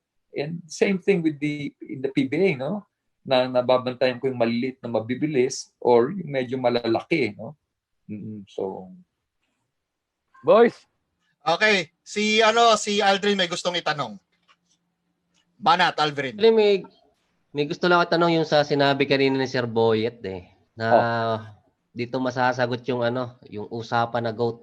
Kasi nabanggit nyo kanina walang napapanood ng NBA noon. So dati naabutan ko pa yon yung championship game ng NBA Finals, 2 days ago na pala natapos, pinapanood ko pa sa TV.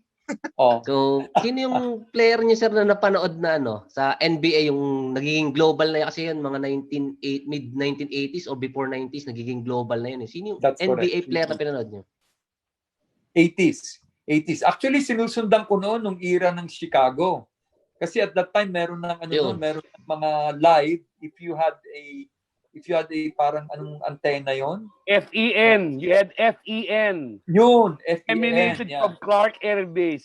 Yes, meron from there, di ba? Pero dito sa Manila, if you had that station, if you had that antenna or something, you'd be able to get that, no? So my cousin, I remember in San Juan, meron siya noon.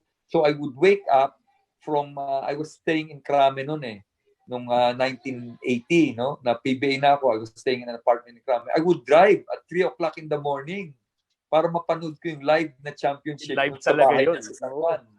Ganon, para mapanood ko yung Chicago versus LA, Chicago versus Detroit pa yun. Ewan ko sino yung mga kalaban. Detroit! Boston Chicago pa and yung mga Detroit, Boston. madugo yun. Oo, di ba? Madugo. Physically, talagang madugo yung Physically, laban madugo yun. Yun, I watched that. So, yung question mong yun, na napapanood ko na at that time live. Pero before that, wala talaga kami kaming exposure to that. In fact, that's probably why also na PBA is struggling now because of access to the NBA. Tapos sabay pa. But you can actually watch live games ng NBA. So they are like, talagang they are very close to you already. So you become a fan base to them now. Kaya ganun. Tapos ang nawala pa sa PBA, yung fan base na na-mention ko lang ngayon na dati, ang mga fans ng Crispa, mga fans ng Toyota, hindi mo pwedeng ipagharap. Or even the teams themselves, parang college, no, nag-aalitan, nag-aaway. Parang, kaya yun ang medyo nawala na rin. Ngayon, commercial na. Diba? Just to cut off, I don't mean to cut you off, but just to follow up Aldrin's question, who was your favorite NBA player when you were already playing in the PBA? Of course, things change. I mean, as you grow older, but who is your favorite NBA player? My gosh, I don't even recall already at that time kung sino yung when I was playing, ha? Kasi of course si Irvin Johnson was Magic. the guard, no? Yeah. Malaki. Diba? So I don't know if obviously I couldn't emulate his game. Ibang klaseng tao siya at that time. Pero I think when I was in the PBA during the 80s, he was still playing. Kaya he was still playing. He was the epitome of a guard kasi ako di ba? Right. Kaya ganun. In fact, nung nag-coach ako, because of that impact that he had on me na malaking guard, sinubukan ko practice. One time, coach ako ng Ateneo, I had Dan Francisco play point guard. And on the other end of the blue and white, practice lang to after nag-champion na kami. Si Eric Reyes naman linagay kong guard sa kabila. Binaliktad ko. Ginawa kong forward si June Reyes at si Olsen Racela. So, yung mga ganun, because sabi ko, big guard pwede. And that's where I saw si Danny Francisco can dribble, can bring the ball down. So, magaling siya. Sabi ko, magaling ito. It would be better than Fernandez. Kasi he could dribble and he was very, very Fernandez tall. know how to dribble, but Danny Francisco was a better ball handler. Agree with you, yes. Yes, he was better. I saw him how he dribbled, no? Court to court. Kaya nung nag-youth siya, sabi nila, ang galing pala mag-dribble ni Danny Francisco nung nasa youth team siya. He was playing center but he could dribble, no? So, sabi ko, I knew that. Si Eric, magaling din. Not as good, pero magaling pumasa. Si Eric. So, pero never. Sabi ko, Eric, why don't you shift to forward, to guard, no? Hindi raw siya nabigyan ng break ng coach mag-guard, when he went to the PBA. So, nahirapan siya. Maliit siya na forward, pagdating sa PBA, no? So, anyway, yun. And of course, Larry Bird. Well, actually, yung mga favorite ko at that time, Larry Bird. I liked him na sobrang galing, di ba? Hindi tumatalon, pero ang galing sumot nito, Larry Bird. Magulang. Yun, tama. Magulang na Magulang, pero disimulado. Magaling, oo. Malinis yung kanyang And then, ang isang favorite, Boston kasi at that time was everybody's team, di ba? Si Havlicek. Wow. Kasi sabi ko, if I were guarding him, mamamatay ako. Kasi he never stops running, di ba? Kaya nga ang tawag sa kanya, continuous, anong tawag? He had the term Because he would always run. Perpetual motion. Perpetual motion. Tama. The man in perpetual motion. Alam mo, dapat yung coach, kasi history yan, basketball. Si Buhet, alam. Perpetual. I'm a Boston fan. I mean, I'm a Boston fan. That's an excuse for Coach Emerson. But I liked him because sabi ko, ang hirap bantayan. Ako, I would respect a player na alam kong mahihirapan ako, hindi ko kayang bantayan. Yun ang akin, yun, hats off ako. Siya, sabi ko, hindi humihinto He never stops running, no? Pagka pinapanood mo yung game. Is that, Fritz, is that a very big factor? I mean, even in present-day basketball, if you are in perpetual motion, is that really difficult for the opposing team? I don't know kung play nila yun, pero when we talk of perpetual motion, in other words, you don't find him standing flat-footed na nagpapahinga or pagod. In other words, pag binabantayan mo, he will fake to the left, and then run to the right, di ba? Or he will dig you in, he'll bring you inside and then pop out to get the ball, no? So yun ang kanya, constantly he is on the move. You will never find him standing na deny mo siya ng bola. So if you try to deny him, he will go backdoor. Di ba? So pag hindi ka nakahabol, he will get that ball. So I don't know if that is their play or at that time, meron na silang free movement na sila. Parang like Baby Dalupan during his time, ilan lang ang play namin yan, ha? So, pareho sa Crispa, we'll only have 2 plays. 1 and 2.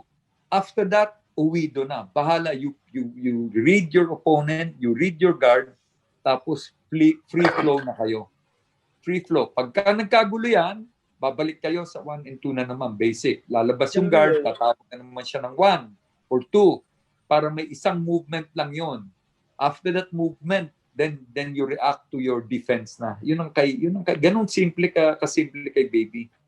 As opposed to other coaches, bamanduhan ka. Every move, I will not name names, no? Name names! No. Initials. That's not fair. No. You will not get that out of me. That's not fair.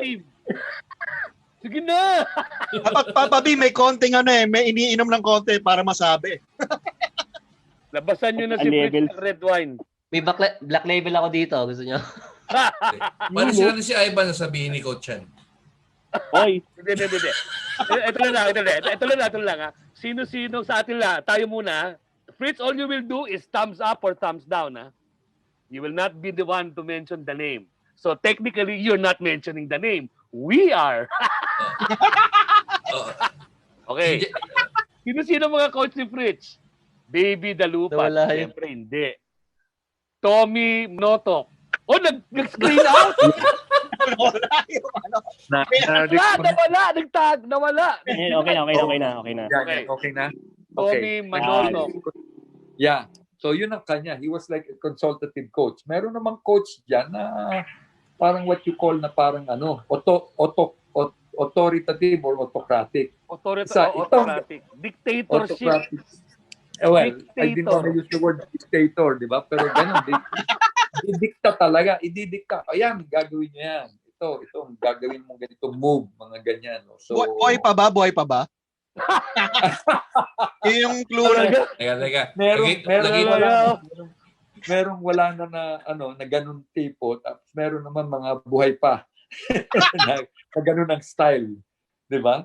So, as far, hanggang ganun na lang, I will not add to that. Baka malaman nyo na kung sino I'm referring to. But anyway, so, may mga ganun. Kasi I've experienced so many coaches, different from high school. Ako kaya rin, partly kaya akong mabilis I was like a sponge. I would absorb everything from a coach, no?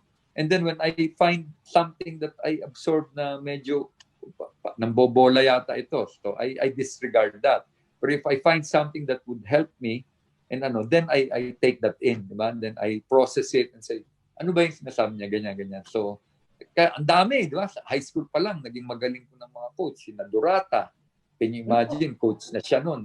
Sa yun, Francis Wilson, I started. Yung mga formal coaches, tapos UAP selection, na Durata. Pagdating ng college, diba? I had Dalupan, o I had, sino pa ba yung naging coach ko at that time, college? Mayoralgo, national team. Tembong Melencio, national team. Tembong Melencio, di ba? Oo. Wow! Bongo was my coach. So, ang dami, Fritz, you mentioned Tembong. How was, Tembong was a guard like yourself. That's right. He was a big guard. And for us, for me, and Coach Emerson here, who's more or less my age, because you're slightly older than us, ang age gap natin Emerson kay Fritz siguro mga 4 or 5 years. 4 or 5 years ang tanda sa atin yan. Okay. So si Tembong is still familiar for me and Emerson. But for these millennials around us, how was Tembong Wala na. How was Tembong as a coach? Because Tembong as a player was for me one of the best defensive players that the Philippines ever produced. That's he correct. Was he was the thorn on the side of Shigeaki Abe. and Masatomo Taniguchi. It was the thorn in the side Yeah. of Shindong Right. Pa. Or even Shindong Pa. Ay, nako. Oh, yes. Mm-mm. Oh, yes. Oh, yes. True. But the funny thing is, he was my coach, but you know, he was not that type that really got into details of teaching you his style and all of that. And he was one of the very low-key siya na hindi niya pinagmamayabang. So, if you don't ask him, Coach, paano mo binantayan si ganito? He will not bring it up openly and manggagaling sa kanya. Diba? So, I never had, sayang, he died. Alam nyo, he's dead, diba? Yeah. He died in such a tragic incident, no? After a game in the PBA sa Pasay. Diba? He was in a bar, tapos may nag-away, inawat niya, siya yung napag-initan. Hinabol siya. Anyways, so yun, no? I did not have the, sayang nga, if I look back, boy, yung sinasabi mo, I should have been more, I guess, more inquisitive and more aggressive in terms of asking him, no, straightforward. Say, Coach, paano mo binantayan si ganyan? Kasi dahil I was a tough guard, no? So, he was more of a disciplinarian to us, na coach, no? Parang, ang nagbibigay, and then at that time, parang wala nang nagbibigay ng details of how, parang pinababayaan ni Coach Mayoralgo at ni Coach Tembong si Coach Bongo sa training. Si Coach Bongo kasi ang in charge of our training, yung mga details of our skills, no? Skill enhancement, siya yun. Pero pagdating ng team strategy and all that, si Mayoralgo na yan at si Tembong. So, parang walang yung, I guess now that you brought it up, I should have been more assertive and asking, Coach, paano ba nahinto si Taniguchi? Paano ba na-intimidate si Shindong Pa? Mga ganyan, no? Bakit mo binuntal yung Italian ng player 5'6'9"? Diba? What got you to hit him? Diba? Was that part of the defense? Paano mo naduraan si ganito na hindi nakita? Actually, no, hindsight na lang. Oo, kasi, di ba, minsan maririnig mo na lang yun, hindi mo na alam. So, but he was such a nice and crazy guy, no? One time we were in Singapore. He was we were training in Singapore. Huh? He's fun. He's a fun guy. When I personally met him about 20 years ago, the first question I asked him was that, Coach Tembong, paano yung ba dumudura ka disimulado na hindi halata? Yung galing sa tabi. Hindi galing sa harapan, galing sa side. Side view. Hindi talaga, yung dura ni Tembong, nakasara yung ipin. Oo. Bisisirit dito. Parang sirit. Parang may sirit sa tabi. Baka may isang bungi. Merong bungi. May bungi. Sabi ko, hayop, ibang klase talaga. Tawad siya ng tawad. No? Tapos, tinanong ko yun, pagkatapos sabi niya, galing ka, saan kami nun? Rizal Memorial. Tapos, sa Rizal Memorial, merong isang bar doon na may restaurant. Masarap yung papitan tsaka yung sisig doon. Beer na sa kwentuhan. Ang nangyari sa amin. Coach Tembong. But what a guy. But going back to Tembong, Fritz, what do you when you were you have recollections of him playing, don't you? Well, no, I never saw him play. Or when I saw him play against Shindong Pa, I was very young. I think I was only in high school, so parang wala pa. I would not pick up and say, "Uy, ganyan pala yan, ganyan," di ba? I was watching it as a whole, as its entirety, no? Na, "Uy, lamang, ganyan." Hindi pa. You're not very particular. You're not particularly singling him out yet, oo. Well, not just him and all the rest, no? Kasi, siyempre, I was very young and wala. It's not like a coach's mind now. If you let me watch a game now, I can look at individual players, diba? And I can see their movements, and somehow I will know already. I'm playing ganyan. Pero at that time, parang wala, diba? It was all, star si ganito, star si ganyan, yan. So even with the commentators, he was able to put his leg in between the shooter, so makes him, yun ang kasing famous siya dun, diba? Oo, sa gitna yung paa. Kampo. Ay, lalagay nila sa kampo. Oo, lalagay niya sa gitna pag jump shot ni Shindong pa. Di ba? Iilag na yun dahil alam mo na, baka tumahan. Oo. Okay, but like you said, it's funny, no? When we were in the ABC in Kuwait, ang mga Koreano, babaho ng ano nila because of what they eat, no? Ang hirap bantayan itong mga Koreano dahil kimchi. Yung kanilang kimchi, sabi ni Tembong, di bali may dala tayo ditong bagoong. Diba? Kumain kayo ng bagoong bago nyo labanan yan. Huwag kayong magsisipilyo. Diba? Talagang bagoong, tapos hingahan nyo rin. yun ang kanyang style na yun. Sabi ko, wow. Diba? So, talagang pilit. Sabi ko, nga naman, for us, masarap yung bagoong. Pero sa kanya, talagang, alam niya, mabaho eh.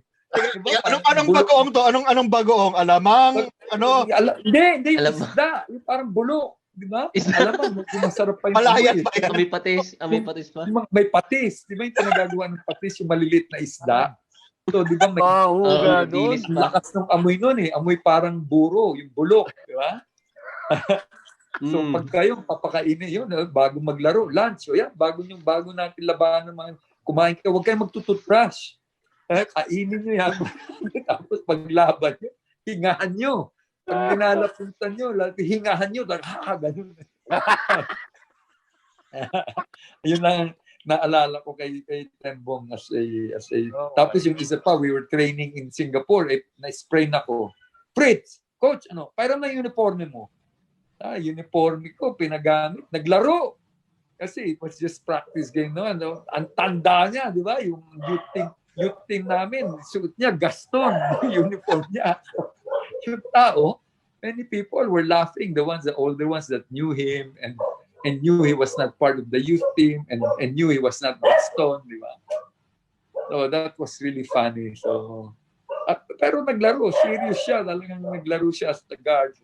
I saw him, pero siyempre may edad na siya at that time, di ba? It's like he's 40 and we were 19 and he was like late 30s na at that time, late 30s. Medyo mabagal na siya nun.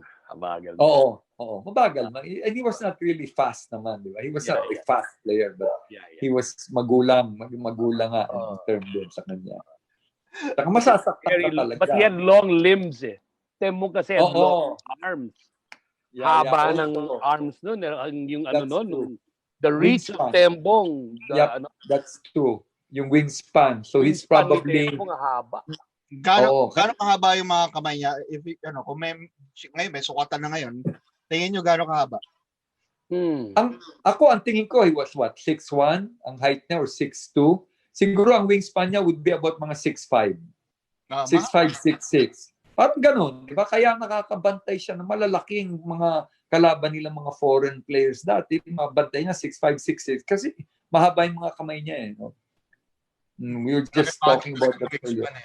Okay. Si Mark, may gusto ko bang itanong kay Coach Fritz? Coach Fritz, tanong ko lang ulit. Thank you, Sir Ernest. Going back lang doon sa Ateneo days, no? Parang ilang years din before yung last championship ng Ateneo with Francis Arnaiz and Joy Cleopas, 69 yata. And then it took how many years before ma-achieve nyo ulit yung championship? And then nakalaban nyo pa nga nung 75 ata sila Lim Eng, no? The late Lim Eng. Was Mike Bilbao part of that team pa? Inabot niyo po ba? Wala na siya noon. Wala na si Mike. I don't think he was part of that championship team na yun. No? Hindi na. Okay. Si Ben lang kasi talagang star doon eh. Si Mike, nakalaban ko na lang sa Eco siya. Magaling. No? Anyway, Orton-wide. And you used to tell nga na pag kayo nagbabantay kay Lim, and then 40 points lang yung nagagawa niya, no? And then, after that, magulang. And then 70, back-to-back champion kayo, and then after that, 88 na. After that, 88 team ko na. Ang next championship. Parang dekada ang nangyayari. After 88, it was like 2002 na, or almost dapat 98. Kay Jolie pa, hindi niya napag-champion. Naging 2001, 2002. Okay. So, and then, question is yung, how is it like yung winning tradition ng Ateneo na 2 years yun eh? Kamusta yung mga bonfire sa labas ng Loyola? Gano'ng kasaya yan? Siguro before that, I'll backtrack and then maybe as a trivia or as a for you guys, bakit nagkakaroon ng ganong spacing? At least at that time, yung spacing almost nagiging 10 years apart ng championship. Kasi ang nangyayari doon, wala pa masyadong recruitment outside Ateneo. So it would be homegrown. So pagka naglalaro kami, ang nanonood sa amin at eventually will follow us and we will try to emulate our games and all of that, or they inspire them to play hard, would be yung grade school. Grade school ng Ateneo. Then they get to high school and then eventually they become good in high school and then nagiging part sila Ateneo team. Yun ang nagiging nangyayari. Yung team, ang team ng 69 team was an aberration. I don't know before that kung kailan sila nag-champion, no? If it must have been like 10 years before our 76. Kasi si Father Martin that time pinag-recruit. Gusto niya ng champion team, nag-recruit siya. Nag-recruit siya ng Arnaiz, Cleophas, Samson from Caloocan.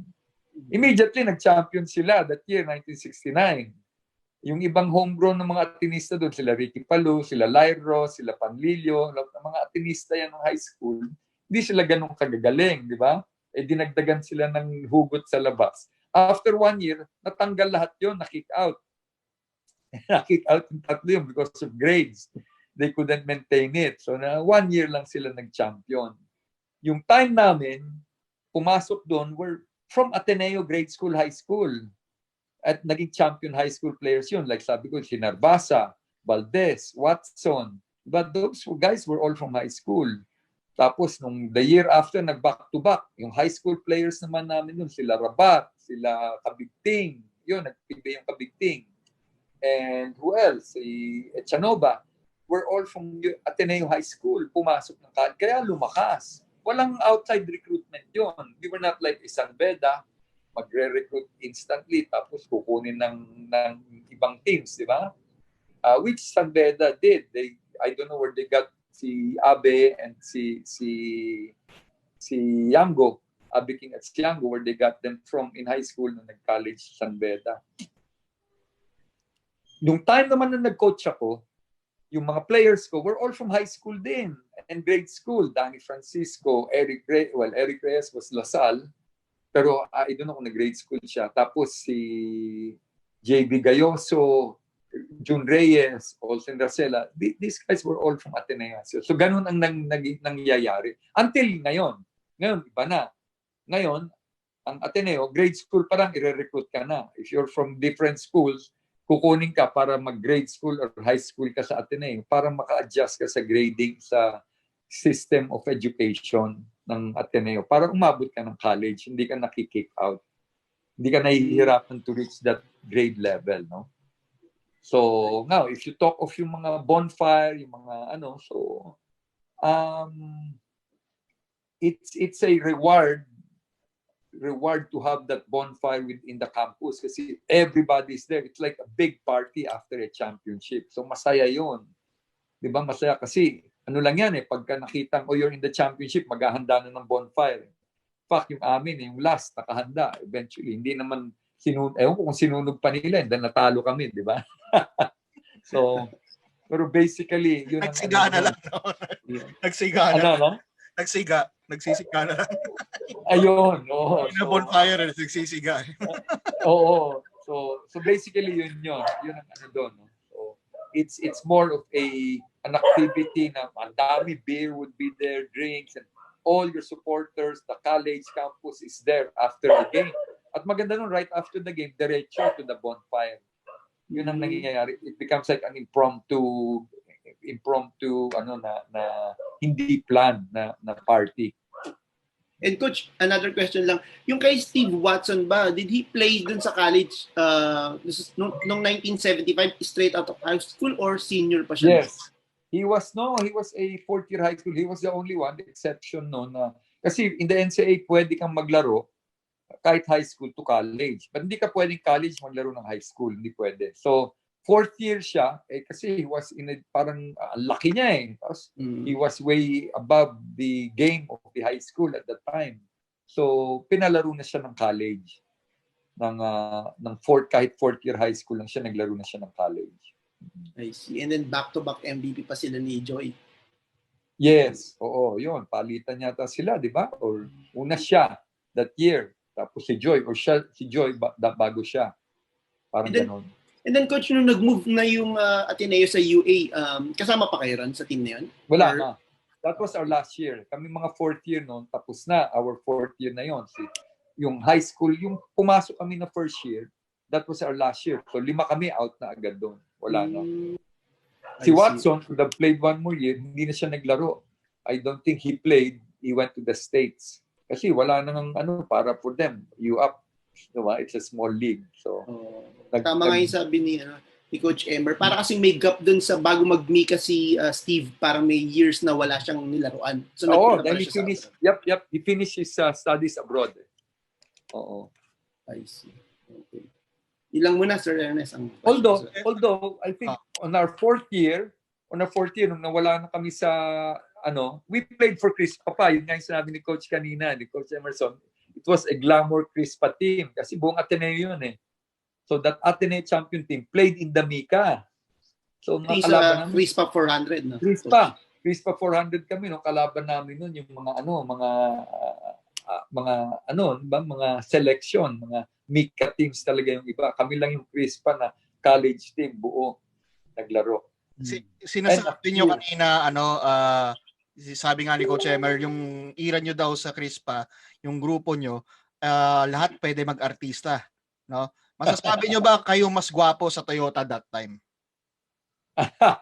Kasi sinasabi ng mga later na yung Toyota mas gwapo daw sa mga Crispa, pero nung era nyo ba, nung panahon nyo sa Crispa, masasabi nyo kayo mas gwapo sa mga Toyota? Hindi ang comparison kasi ng Toyota noon was against Crispa PBA team. Kaya yun pero kami Crispa amateur kami noon di ba? Amateur farm team kami ng Crispa noon while there was a Crispa PBA team. We were in the PBL or in the I don't know kung Mika pa noon, di ba? Kasi naghiwalay na, may PBA na nung 75 eh. So this was 78. 78 kami naglaro for Crispa. So merong Crispa Amateur, may Crispa Pro. So yung comparison ng Toyota noon was versus Crispa Crispa Professional. So kayo PBA. So kayo na maghusga noon. Diba? So and how come, Coach, napunta kayo sa U-Tex instead of Crispa sa PBA? On your first year sa PBA? On my first year, oo. Kasi wala pang draft doon, di ba, Fritz? Wala pang draft. Walang draft noon. What happened there was on my fourth, in fact, ako noon, after the ABC noon, I would have played for the World Championship, which was held here in 1978. Pero ang sabi ko noon, my knee was acting up. Yung tuhod ko, I had that cartilage tear, di ba? My medial meniscus was torn. At that time, pagka gumalaw yung punit na portion doon, naglalak ang tuhod ko, mamamaga. So it will take maybe 2 days, 3 days na maga. So papatap ko yung papatanggal yung fluid doon, tapos magre-rehab ka. So nagpunta ako sa States after nung ABC, yung 78. And then I went with a endorsement from Dr. Rivera at the time. Dr. Rivera was the doctor at the time. The doctor at the time. Yeah, he operated on Boggs and so many other places. So gumawa siya ng sulat sa doktor ng New York Knicks team that time. I forget the name now of that doctor. So endorsing me to see him. So when I went to to the hospital, I forget which one, sa clinic niya, sa kanyang sabi, I'm sorry, Dr. So-and-so cannot see you in 2 weeks. Kung gusto mo, assistant niya can go and see you with your knee. Sabi ko, ang hirap naman yan. Yun ang doktor na yung NBA doctor. Diba? So I felt big time ako. Dapat big time din yung titingin na doktor. Wala pa that time na parang PBA ngayon. Diba? Na padadala ka nila agad. They will be the one to arrange with the doctor ng who's who in the States. Although kasi noon, was college lang, PBA. So hindi, in short, hindi ko napagamot yung tuhod ko. And I decided not to come back here and still be part of the world team, no? Although history would have been for me na ako yung captain ball kasi noon sabi nila may Ruralgo. Basta you come back on this day, habang nagta-try out, yung last cut-off, kasama ka dyan dahil you were the captain of the previous teams anyway. So, pero parang I felt na it was not fair na pag nag-lock ang tuhod ko, I cannot play 1, 2, or 3 days. No? 2 weeks, 1 week lang yung elimination yan. Kasi nung sa ABC at saka sa youth, hindi pa naglalak yung tuhod ko at that time. Pero after nung ABC, that's when it started acting up. So siguro doon na yung nagrumabe na yung punit sa tuhod ko, sa cartilage. So that's how are you able to finally rectify the situation? Well, I decided to come back here instead of stay because I almost decided to stay in the States and work there na, no? Pero sabi ko, no, I think I want kasi I had a chance to work sa United Nations. At that time, you cannot work there if you're not an American. But if you work for a like UN, an organization of international, pwede.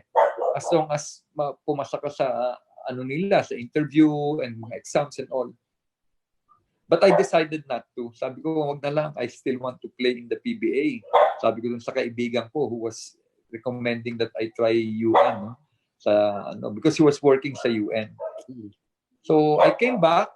When I came back, sabi ko, Doc Rivera, I have a problem with my knee. Yan. So, tignan natin yan. But why didn't you come to me earlier? Then we would have been able to fix it. Sabi ko, Doc, ang mahal mong sumingil eh. Sabi ko, siningil mo si Bogs ng 200,000 eh. Sabi ko, wala naman akong pera. Sabi niya, gago ka naman pala. Bogs was the star ng Crispa. I'll charge them, di ba? Every penny that they have. Kasi star yan. So, pero ikaw, sabi niya, I will operate on you and for free. Siyempre, ang thinking niya, di ba? I will be an endorser po rin. Dahil Ateneo, sikat, tinista rin siya. Di ba? So he operated on me free, so, tinanong niya ako. After nung gumaling na, sabi niya, oh Doc, I owe you, you're the one that operated. Who do you want me to play for? Because I go to that team. Sabi kong ganon sa kanya, no? Kasi nga walang draft pa noon, boy and guys, no? So kami gusto ko Ico. So I went to Ico. Try out ako sa Ico. One tryout lang. Si Luis Saga pa yata ang coach noon. Siya ang nagko-coach noon. So pagpunta ko nag-tryout, after one tryout, bumalik ako, sabi ko kay Doc, hindi yata kaya ni Kaloy magpa-champion ng team. Yung coaching style niya parang hindi makakapagpa-champion. Kasi he was the one playing, he was not like coaching. He would always talk about yung paano maglaro, yung game mo, dapat ganito, ganyan. Sabi ko, iba naman yung style, ang laro niya. So sabi ko, anyway. So sabi niya, kung ayaw mo sa Ico, punta ka sa U-Tex. Ibigan ko si Tommy, sabi niya. So, the next day, I went to U-Tex. Tinawagin niya si Tommy. So, pag kita sa amin ni Tommy, lumayap ka nga, lay up. Tumalon ka. Pag kitang tumalon ako, ganyan. Dribble. Sabi niya, sige na, punta ka na sa U-Tex, talk to Walter Uyang. We'll sign you up. Ganun lang. That's how my tryout was. Siyempre, kilala na rin yung playing ko, di ba? It's more like seeing if my knee would hold, if I would be able to do things as normal as I would, no? And I was doing it stronger than normally after an operation. I therapy really religiously and then strengthen my legs. Nagiging mas malakas pa ako. I remember you playing for U-Tex with this brace on bandage. Your, yeah. Oh. That which looked so thick and sturdy. Sabi ko, grabe yung brace tuhod ni Fritz. Oo. Actually, how long were you on that brace? Was that brace on you when you started playing for U-Tex? No, those were not brace, ha? Actually, tama, brace yun because that was the only one that we had. But after a while, I took that out kasi mabigat yung bakal. Oo. Brace niya. So, ang ginawa ko na lang was, I had a, parang I was diving at that time. Nagda-dive ako, scuba dive. I had a wetsuit. Yung wetsuit ko was long hanggang sa yung full suit. Neoprene yun, neoprene. Yes. So yun yung mga unang neoprene. Hindi pa nag-neoprene yung mga benda-benda dati. Hindi pa. Yes. Stretchable nylon.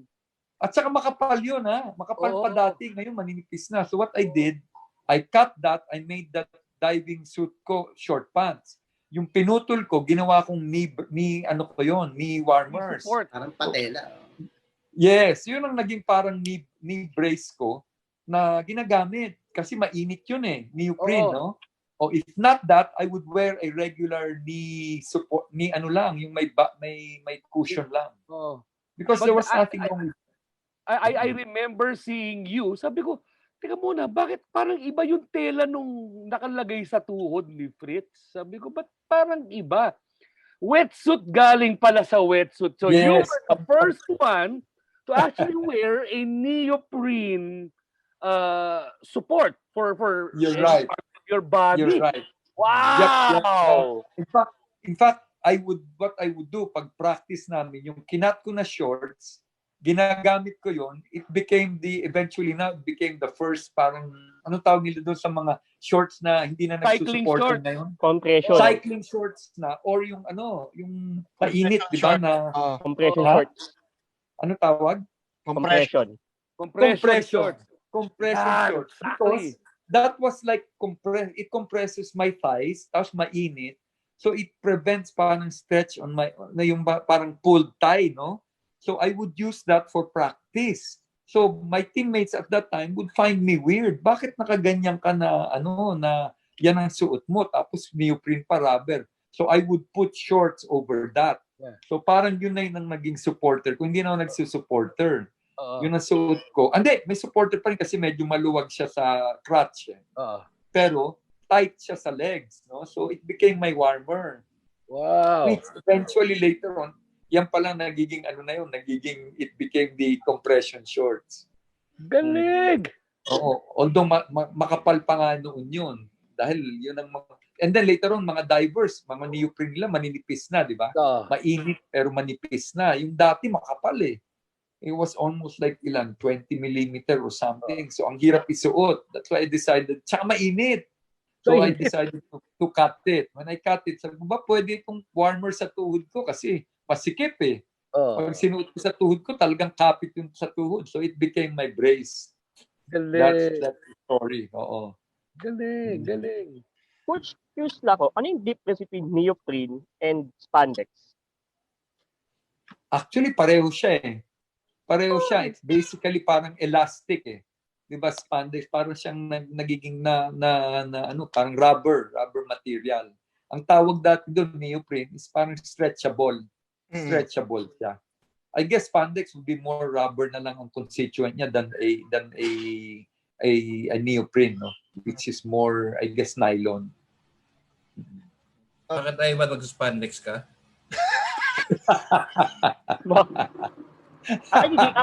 Sir Brian, curious ako seryoso to. Medyo kasi di ko siya na-decipher yung neoprene and spandex. Kasi as a user of compression shorts, hindi ko ma-decipher. Kaya yun. Oo nga. It's more spandex now eh. Para sa'yo, Ivan, if it's called neoprene, neoprene bang tawag doon? I'll check it out later. Parang it sounds like it, but I'm not sure if it's neoprene. Okay. Basically, the principle is the same. It's an elastic material that can be made into clothing or a support to a fabric. Pero tama ka. In the technology has improved wherein it can be thinner. The strength is as yes, even probably stronger. Stronger. Yeah, iba na kasi ngayon meron na ng breathable, di ba? It's stretchable but breathable. Lumalabas yung pawis mo. Breathable eh. Yung pawis ba lumalabas? Hindi lumalabas. Hindi na naiipit. Di ba pag jogging hindi naiipon. Cotton, nylon, pag pinawisan ka, naninikit yung jogging pants mo sa'yo. Ngayon, hindi na. Para ng dry fit. Parang ganun. Exactly. Dry fit talaga ngayon. Kasi dati, makokolekta, mamaya, basang-basa ka na. Diba? Dahil hindi na absorb yung yung pawis. When you were playing already for U-Tex, Fritz, uh, if I remember correctly, who were you with then? You were with Ben. Yeah, we were with Ben. Minove siya to position 2.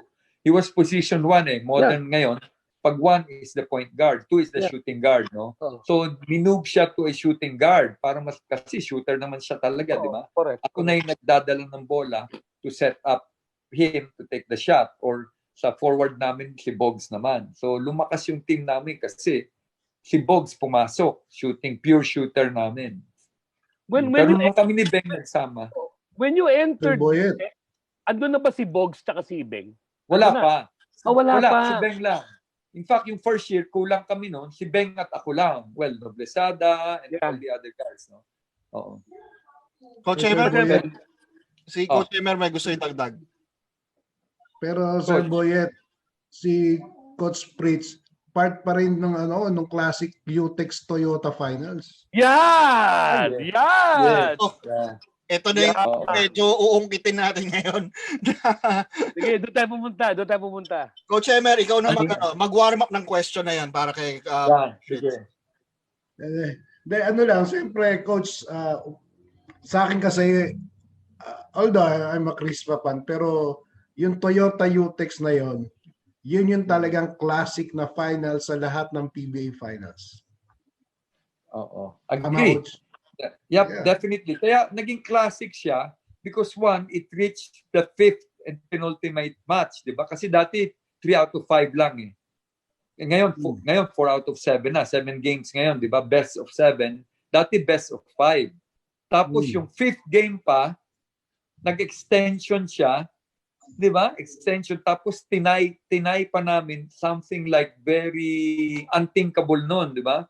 Last 16 seconds, lamang sila ng 4, walang 3-point shot dati.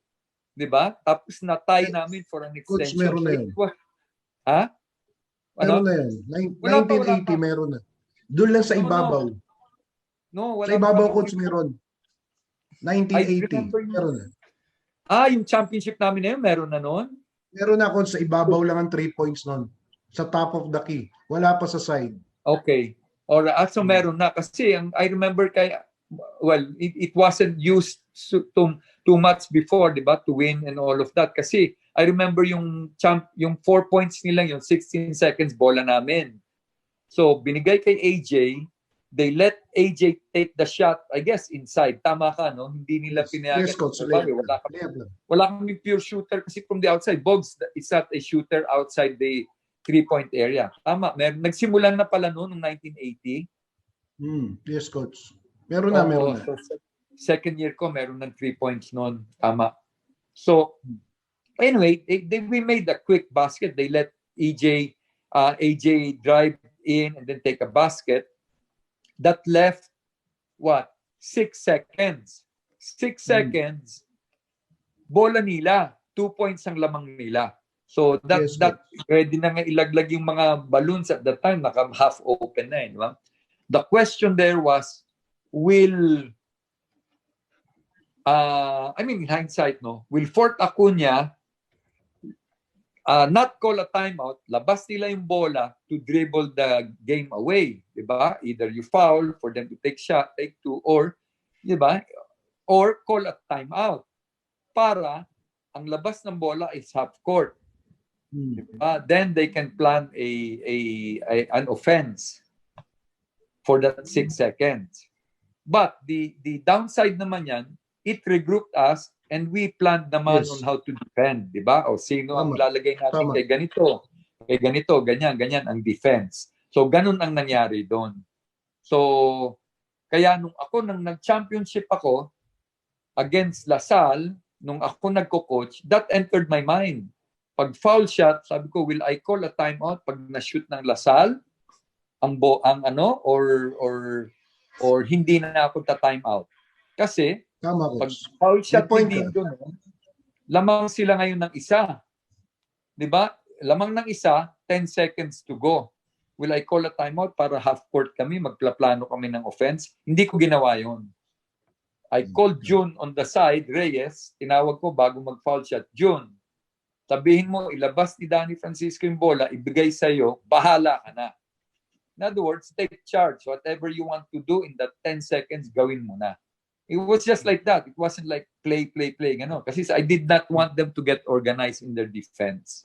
Yes. So, kasi sila, nag-time out. So, linabas nilang bola. Then we could agree on who would guard who. So, sabi, Fritz, ikaw ang magbabantay ng maglalabas ng bola. Likely, ang maglalabas yan, si Tuadles or whoever. Malaki ka na pwede mong i-harass yung di ba? You can harass yung maglalabas ng bola. So, yun ang nangyari doon kasi yun naman ang match ko eh. Si Arnaiz, ang match niya si Beng. So, maraming mga what ifs. Pwedeng si Arnaiz ang naglabas but they probably wanted him to receive the ball, di ba? Kasi magaling siyang mag-dribble. So, he will just dribble the time away, 6 seconds. Or if a foul shot siya, magaling mag-foul shot. So, anyway, what has happened is I harassed the passer, si Tuadles, so he could not give an easy pass or a short pass. Si Arnaiz, ang playing nila, malayo si Arnaiz. So when he popped out, almost on the other side of the court, lob pass ang ginawa ni Tuadles. Hindi ba yung short, which is a no-no in basketball. Dapat yan. Malapit yung receiver mo, binabounce pass mo, or practically a handoff, di ba? Para para quick pass makuha. And then, nung linab niya yon, si McDonald, who was guarding si Fernandez, who was on the same side as Arnaiz, tumakbo, na-intercept niya yung bola. So, nung natanggap niya yung bola ganon, he rushed. So, si Arnaiz, sumunod sa kanya, hinabol siya. Ang sabi naman daw doon, some people were saying, si Andy Fields was behind Arnaiz, telling him, let him go, pabayaan mo si McDonald because he was right behind. Para i-block niya dahil ang laki ni di ba? Ang laki ni Andy Fields. So he was going to block si McDonald. Pero by the time final siya, tapos na yung 6 seconds. So no more time. So Glenn had to make those 2 shots, which he did, extension. Then we won the extension. Siyempre, momentum was with us. And we were very hyped up, adrenaline-wise, confidence-wise, sila nawala na. So, Ernest, may tanong ka ron, di ba? Siyempre, anong celebration ng mga player? Ano yung celebration ng mga players after that? Siyempre, that was a historic game. But bring us to the locker room and bring us to the post-game celebration. Saan ba kayo lumabas noon? Alam mo, it wasn't like parang, merong Well, we were really very almost raucous, riotous inside the dugout. Pero there was no, parang sa NBA may champagne doon or what. Wala, parang normal lang doon. Pero masaya lahat, nag-high five, etc. And also, there was no parang party prepared. Or I don't know if meron yatang dinner right after that. Pero yung talagang malaking event after was like a day after or 2 days later na yung talagang grand party for all. So I don't recall kung merong yon, parang right after na sige, meron tayong dinner sa ganitong lugar and all of us will be there and all yung team and we will party there. So Fritz, are you saying that? So Fritz, are you saying that U-Tex did not expect to win Game 5? Alam mo, that entered my mind now, no? Na the mindset was, what? Can we win this? Can we win it all? Or, even whether we win or not, mag-party tayo. Meron tayong, di ba, right after the game. So, hindi ko nga alam if we had I think dinner lang doon. Nag-dinner kami yung team at a few friends, a few relatives that came, no? Other than a big event. I think it was that same, no, I'm not sure now if it was the same night na meron kami. Because I remember distinctly, lumapit ako kay Coach after. So I don't know if it was that same night. Sabi, Coach, had I known this was innocently sinabi, had I known you were gonna pull us out on the 4th game. If you remember, yung 4th game, doon naging famous yung boy, yung and guys, no, sinabi niya, 1 step forward, one step backward, two step Two steps forward. forward. Oh, sinabi niya ngayon yun sa practice namin. Oh, pagka medyo hirap tayo sa game 4 kasi lamang kami, di ba? 2-1. So 3-1 pang panalo na dapat 'yon. So nag-2-all. Na pagka nahihirapan tayo at hindi I will pull you guys out yung team, yung first 5 ko para ma-preserve kayo. Yun ang kanyang yun ang kanyang instruction. Hindi ko naman alam during the game na the next day. Start pa lang ng fourth quarter, wala pa. Siguro mga 7 minutes to go pa. Lamang ng 10 ang Toyota. Pinull out na niya. Okay. Pinull out niya at that time, di ba? Ngayon, di ba? Kahit na pinupull out lang pag last 1 minute ang team mo at pagtambak na. Otherwise, you keep your first 5, di ba? Di doon lumaki talaga. Hindi na namin nahabol yung 10 points. Linabas na agad kaming lahat Practically, labas muna si Bogs. Mamaya si Beng. Tapos ako si Beng. Biglang nawala na kami. Wala na. Parang throw in the towel na last 7 minutes to go. Kaya nung after that championship during the dinner, so I don't know nga if that was to answer yung question is that whether that was right after or the day or a day after the game.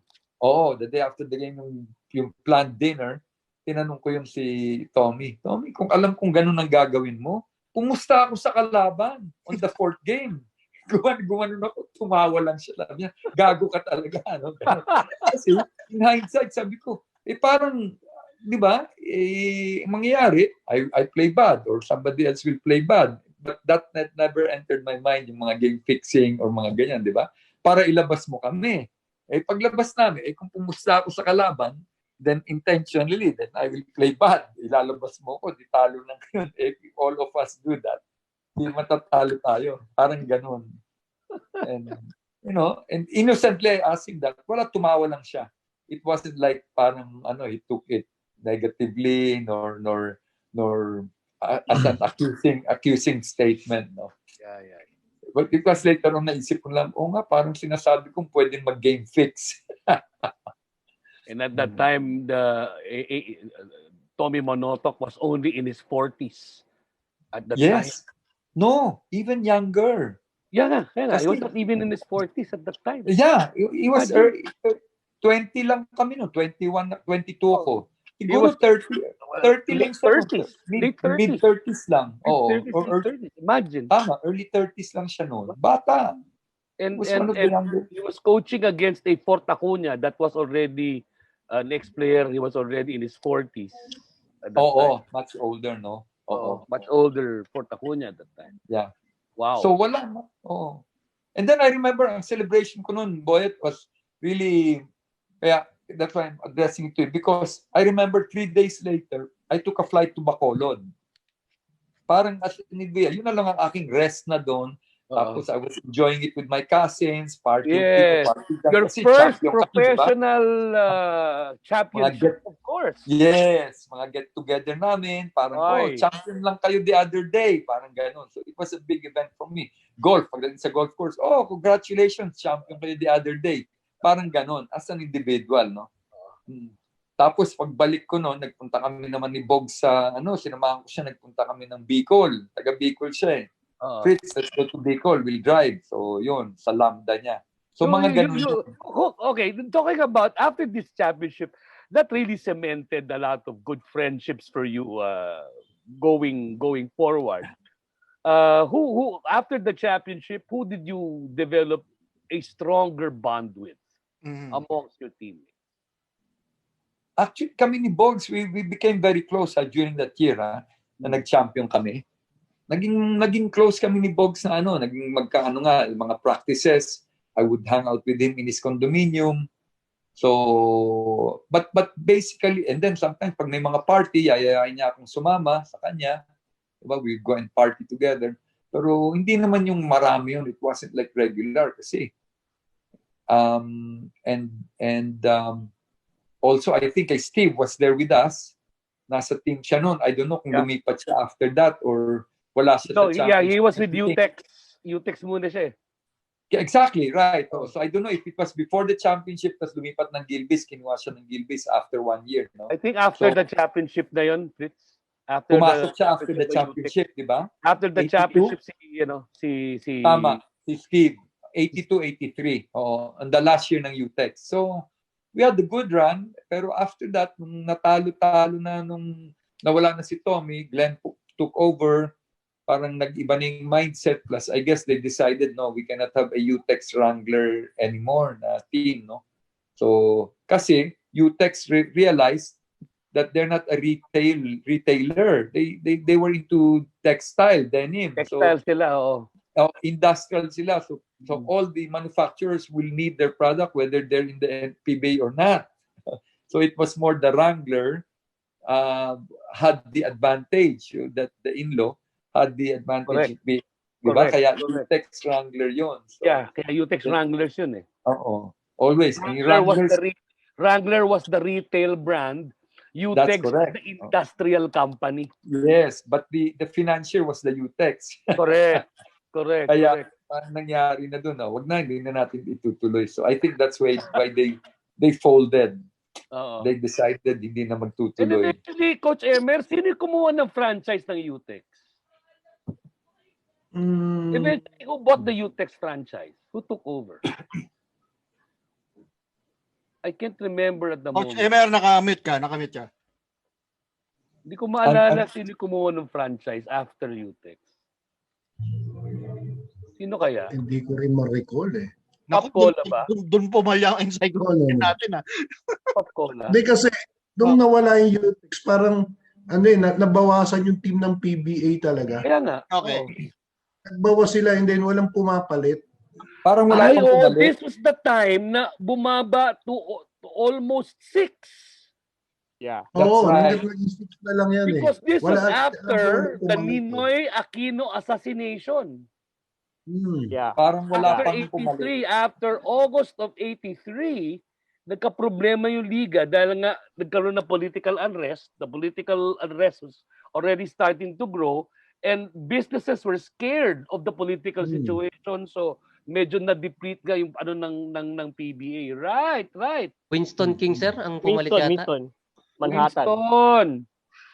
Manhattan. Talaga kay 1983. Oh. Yeah. Manhattan, Winston, Sunkist, yung franchise na yun. Kasabay yata ng Sunkist yun eh. Parang yung Sunkist, yung Manhattan, first conference nila, yung Sunkist, second conference, yung isang sinabi mo, Winston, third conference, bawat conference, iba ginamit nilang pangalan. That's right. Oo nga, Wow. Galing. That's a parang recall. Oo, Galing. Ngayon ko lang uli narinig yun, Coach. Yung names na yun, yung Sunkist, tama yun, Winston and Manhattan, yun nga pala yun. Isa ba yung may-ari nun? Iba-iba yun? Iba-iba, no? Iba may-ari nun. One corporation lang yun. One corporation. One corporation lang sila. Sanyo Group yata may hawak. Ha? Yes, Sanyo Group of Companies. And then they did not last, no? After that year, tinuloy ba nila yung Sunkist? Hindi na. Ito naging country fair, di ba? After 83 season, yung 84, nagkaroon ng country fair hotdogs eh. Country fair. Agree din yan. Si RFM, noon na ni RFM yun, di ba? Si RFM na nagtuloy. Wala kasi 84 na yun eh. Country fair ba? RFM yun? No. Hindi ba? Alam ko, pagkaka-recall ko, part pa rin siya ng Manhattan. Yung country fair hotdogs na yun. Okay. That was 1984. Yung 85, nabawasan na uli yung team eh. Naging 6 na lang sila eh. Nawala ang Crispa. Yes, nag-disband Crispa. Pumalit. Kasi at that time, nasa Crispa naman ako. After ng U-Tex, San Miguel, tapos kinuha ko ni Tommy sa Crispa. Yung 85. Tapos after 1 year ng... 84 ka na sa Crispa. 84, 85. Tapos after 1 year yon natanggal na. Umayaw na. That was during the election also. that time. Kasi 86, tama, 85-86, Manila Beer. Ay, hindi pa. Tama, 84 yun. 85 Manila Beer. 86 ako sa Great Taste. One conference. One conference lang sa Great Taste. In that time, 6 na lang ang team nun. Oo nga. Oo, right. 6 na lang ang Right. team nun. That was yun yung pinakamababang count ng teams ng PBA in the history. Tama? Yes. Oo. Yeah. Oo. Ito yung kapapasok na ng Alaska, di ba? Ano? Ito yung kapapasok na ng Alaska. O, 8 pang-6 na team lang yun. Yun, tama. Pang-6 team lang yung Alaska nun. Coach, kasabay niyo si Limeng Beng din, di ba? Manila Beer, am I right? Ang ano? Si Limeng Beng, naging kakampi niyo rin siya sa Manila Beer. Hindi. Sa Crispa, nagsabay kami. Di ba Manila Beer? Di ba kayo nagsabay? Alam ko Manila Beer din si Limeng Beng eh. Parang hindi ko siya teammate nung sa Manila Beer, wala siya. Okay. Ibang conference. Ibang conference siguro siya nung nag-Manila Beer. Pero whole season kayo, sir, naglaro? Yeah. Ha? Whole season kayo nag-Manila Beer, 85 and the whole 3 conferences. 85. The whole season of 85, 1 year. Sir, may mapakita ako. Tignan niyo kung this rings a bell. Ano na namang scandal yan? Hindi scandal yan. Alin? Antay. Sinong artista dinidate ni Fritz dyan? Ayan yan. Ano yan? Nga? Michael Young. And Yoyoy Williamin. That's Joy Carpio. Wait. Manila Beer yan? Yes, sir. Wala pa ako dyan sa Manila Beer na yan. Alam ko, sir, full Kasi the first year was Beerhausen eh. The second year was Manila Beer. Oo, nasa Manila Beer ako. Hindi niyo maalala, sir, to? Yung kasama niyo sila? Hindi ko inabot si Michael. Michael Young ba yan? Yes, sir. Michael Young. Kasi ang naging import namin sa Manila Beer noon si Francois Weiss eh. That was 1985. Ha? 1985, Francois Weiss. 1985 yun na, 85. Exactly. 85 ako pumasok. Itong team Michael Young, 1986 to. 85 ako pumasok. 86, lumipat na ako sa Great Taste. One conference ako sa Great Taste, tapos I quit. I retired. Okay. Kasi nag-AIM na ako. I remember first conference lang pinaglaruan ko sa 86 sa Great Taste. So that was only March, April, May, June. After May, June, I retired. Kasi start na ng school ng June eh. So Franco and Lou Brown. Yeah. Yes. Yun. Yes. Si Lou Brown. Si Lou Brown, inabot ko rin na quote na yun. No, wait. Lou Brown was my import sa Great Taste. Okay. Ayun, matangkad yun eh. Lou Brown, di ba? Yung malaki, yung malaki. The Hulk. Yeah, The Hulk. Yun, naging roommate ko kasi yun. Naglaro kami sa Great Taste sa Iloilo yata eh. Or something. Oo. Basta nagiging roommate ko siya. Parang sinasabi nila, ikaw ang makakapag-usap dyan sa baby Hulk na yan. Everybody was afraid of him because he was very, meteoric mind, di ba? Quiet, pero kapag uminit ang ulo, hindi mo alam ang gagawin eh. Pati makita ulo niya na, alam ko eh. Nakakatakot eh. Oo. Si Michael Young was the year before or the year after, yung time na yun. 86 siya. 86 si Young, di ba? Sila Manila Beer that time. Harold Killing. Yeah. Oo. So, okay. Sir, ganito. 3 oras na tayo, maniwala kayo. Kaya nga eh. Let's Pero Ernest, 3 oras na tayo. May request ng Ernest, pakita natin yung old picture ni Coach Fritz. Parang hinangin na yung tiyan ko sa kakatawa dito. Tama yung sabi nyo. Okay, ito yung mga litrato na yung gusto. Wow, Ateneo yan. Oo, Ateneo team yan namin. Ito tanong ko sa inyo, boys. Asan dyan si Chito Narbasa? Hanapin niyo si Chito Narvasa dyan. Oo. Ito, Saan yun si ang Chito Narvasa? Chito na. Yung may salamin. Yes. Tama, yung mahabang buhok. Katabi ni Louie Rabat. Katabi ni Louie. Sa baba niya, si Padim. That's Si Padim. sa baba. Oo. Oo. Champion team yan. That's the champion Correct. team. First championship namin yan. Si Joey Pengson, yung mistisong nasa likod sa ibabaw. Yes. Oo, katabi ko. Joey. Ako, ang manager namin si Bok Villamor, katabi ni Bongo. Coach Bongo yung nasa... Tama. Yun. Oo. Wow. Payat ni Louie Rabat, oh my God. Yes. Payat niya dyan. Oo. Alam So, mo, yan. boys, ang itsura ngayon ni Louie Rabat, i-times 7 nyo yung timbang. Times 7. Ngayon. Yeah. Right. Ang lapad ni Louie. So, ang malakas dyan namin, yung mga nakaluhod, di ba? Si Joy, si Maling Estrella, Steve Watson, tsaka si Padim. Yung apat na yan, malalaki yan. Di ba? You have a 6'3", si Joy, Maling is 6'3", Steve is 6'2", si Padim is 6'3" or 6'4". 6'3", I think, no? Well, si Ricky Lacson, he died, no? That guy. Right. But he was a reliever. Oo. So, yan ang 1, 2, 3, 4 solid yan. Tapos, doon sa likod, ako. Tapos, ang malalakas na rin lahat yan eh. Pare-pareho na kami yan. Ako, si Valdez, katabi ko. Sa harap ko, si Jerry Versosa was good. He was a good captain. Jerry Versosa. That's it. Katabi ni Louie Rabat. Rabat was first year, pero solid na siya noon.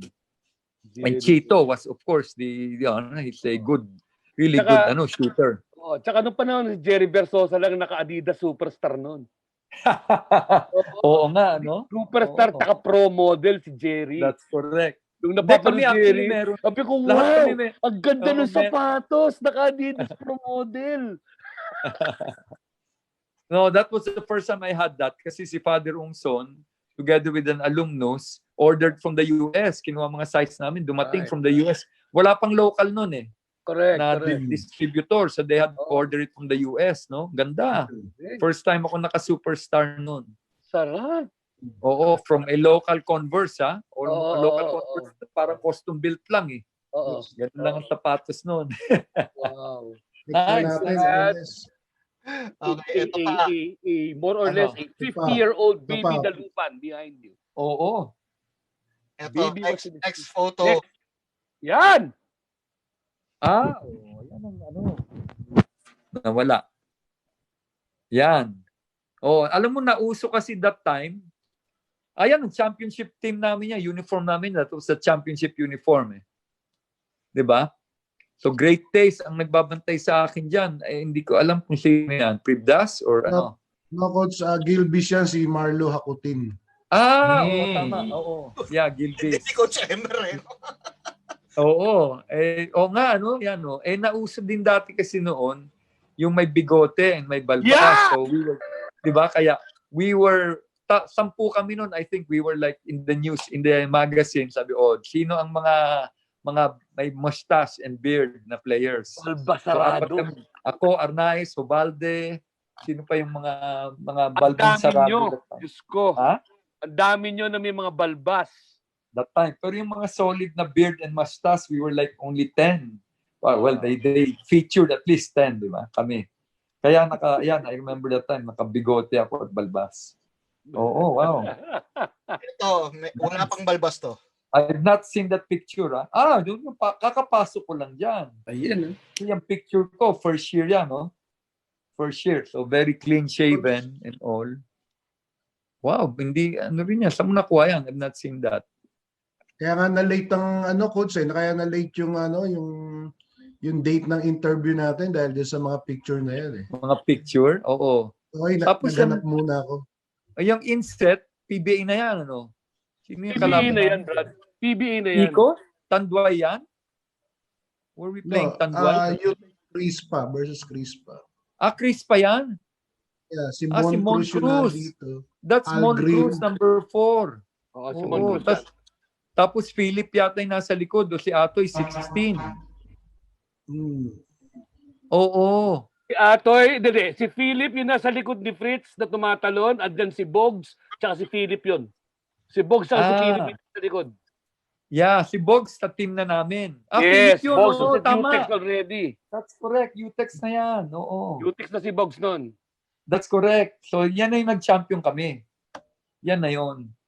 Wow. Oo, tama. Yan yung itsura ko nung nag-champion kami. Yan ang classic uniform namin yan, pero ang pangit, ha? I never like that. Kasi yung design yan, hindi nag-i-stretch. So, hindi maganda yung fit sa katawan. Diba? Yung mix niya na tela, naglagay ng stripe pa side. Parang hinati, no? Parang magmukhang W Wrangler. Ang pangit. And yet, diyan kami nag-champion. It wasn't comfortable. Considering textile, ha? Considering textile company siya. Buti na lang, wala na yung mga may-ari. Buti hindi kayo nagpagawa sa Crispa. Riverbank na eh.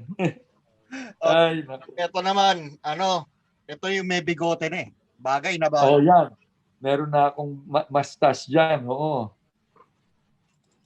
Anong team yan? U-Tex pa rin yan, ano? U-Tex I guess U-Tex yan, oo.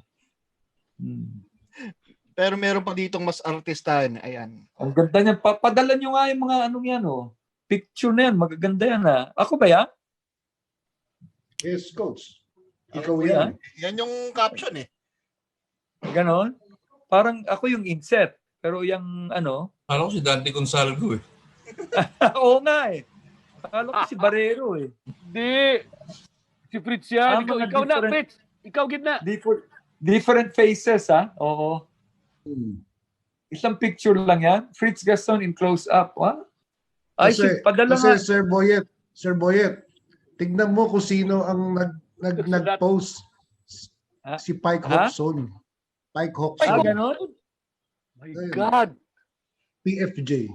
Oo. Siya ang writer niyan, si Pike. Si Pike. Yes. Okay. My God. Oo, wala na. Wala na. Gwapo si Pike. Pinauna talaga. My God. Si Pike Hobson. Mabait yun, di ba? Oo, bait si Pike. Bait Sir Pike.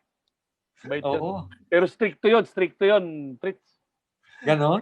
Stricto na. Wow, Diyos ko. Stricto na si Sir Pike. Pero kumawat.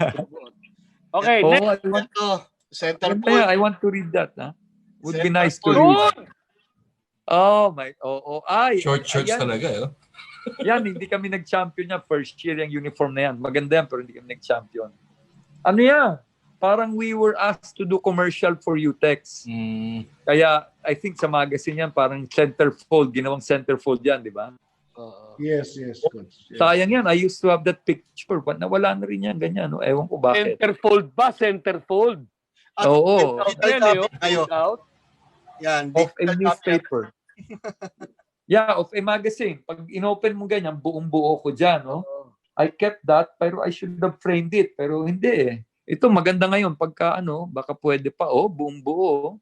Pwede mo pa ayos yan. Pwede na pa Photoshop yan na wala na yung hati sa gitna. Ganon? Kaya yan? Ayos yan. Digital. Pwede pare, yan. Guys, padala nyo sa akin yung mga picture na yan, ha, Ernest? Yan. Okay. Ganda yan. Kasi I have not seen this in ages. My gosh. In 40 years. That's correct. Boy, exacto 40 years. Gosh. 40 years. Diyos ko. 78, 88, 98, 28, 18, 42 years. 42 years. 40 years. 1980. Wow. Next. 40th. Lalagay nyo ba ito sa harap ng bahay nyo? Papa-blow up nyo? Parang stand. Oo nga eh. Standy. Life size. Life size. Pare. At least before I die, I will see myself, ganyan pala ako nung bata, Nice. I like that, guys. Okay, last picture. Last na. Nung coach ako. Yan, funny. Alam mo, yan, kwento dyan. Arce Almario ba yan? Ha? Is that Arce Almario? Nieto. Yes. Yes, I think that's him. Hindi. Nieto. I think that's Nieto Nieto. yan. Si Jet Nieto. Tama. Jet Nieto. I always call his attention eh. Pero the funny thing dito, nakakap ako, di ba, Ateneo. Can you imagine pala, at that time I wasn't aware pwedeng merchandising na yan. Wala pa kasi masyado ring merchandising no? So when people ask me, talaga mga sinadya mo yan para mabenta yung may Ateneo, may na cup, di ba? Kasi may A yan eh. Actually, that was accidental. Every time I coach, yung ilaw, the glare, would give me headaches, very bad migraine. Kasi yung glare, no? And pag player, I would not get that. I'm always on the court playing, di ba? Pero as a coach, you're sitting down, the light always hits my eyes. Pagtapos ng games, ang sakit ng ulo ko. So I decided to wear a cap. Yan, piercing cap para covered yung ganyan. Yung mata. Oo. Mata covered, nakaganyan. So yun, akala nila it was a merchandising ploy. Sabi ko, hindi. Actually, I needed that eh. Tapos nagbigay rin binigyan din ako ng mga ano. Ha?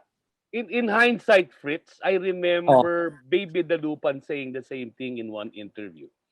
That there are some stadiums or arenas that give him occasional headaches because of how the lights are positioned. Yes. Kasi, right.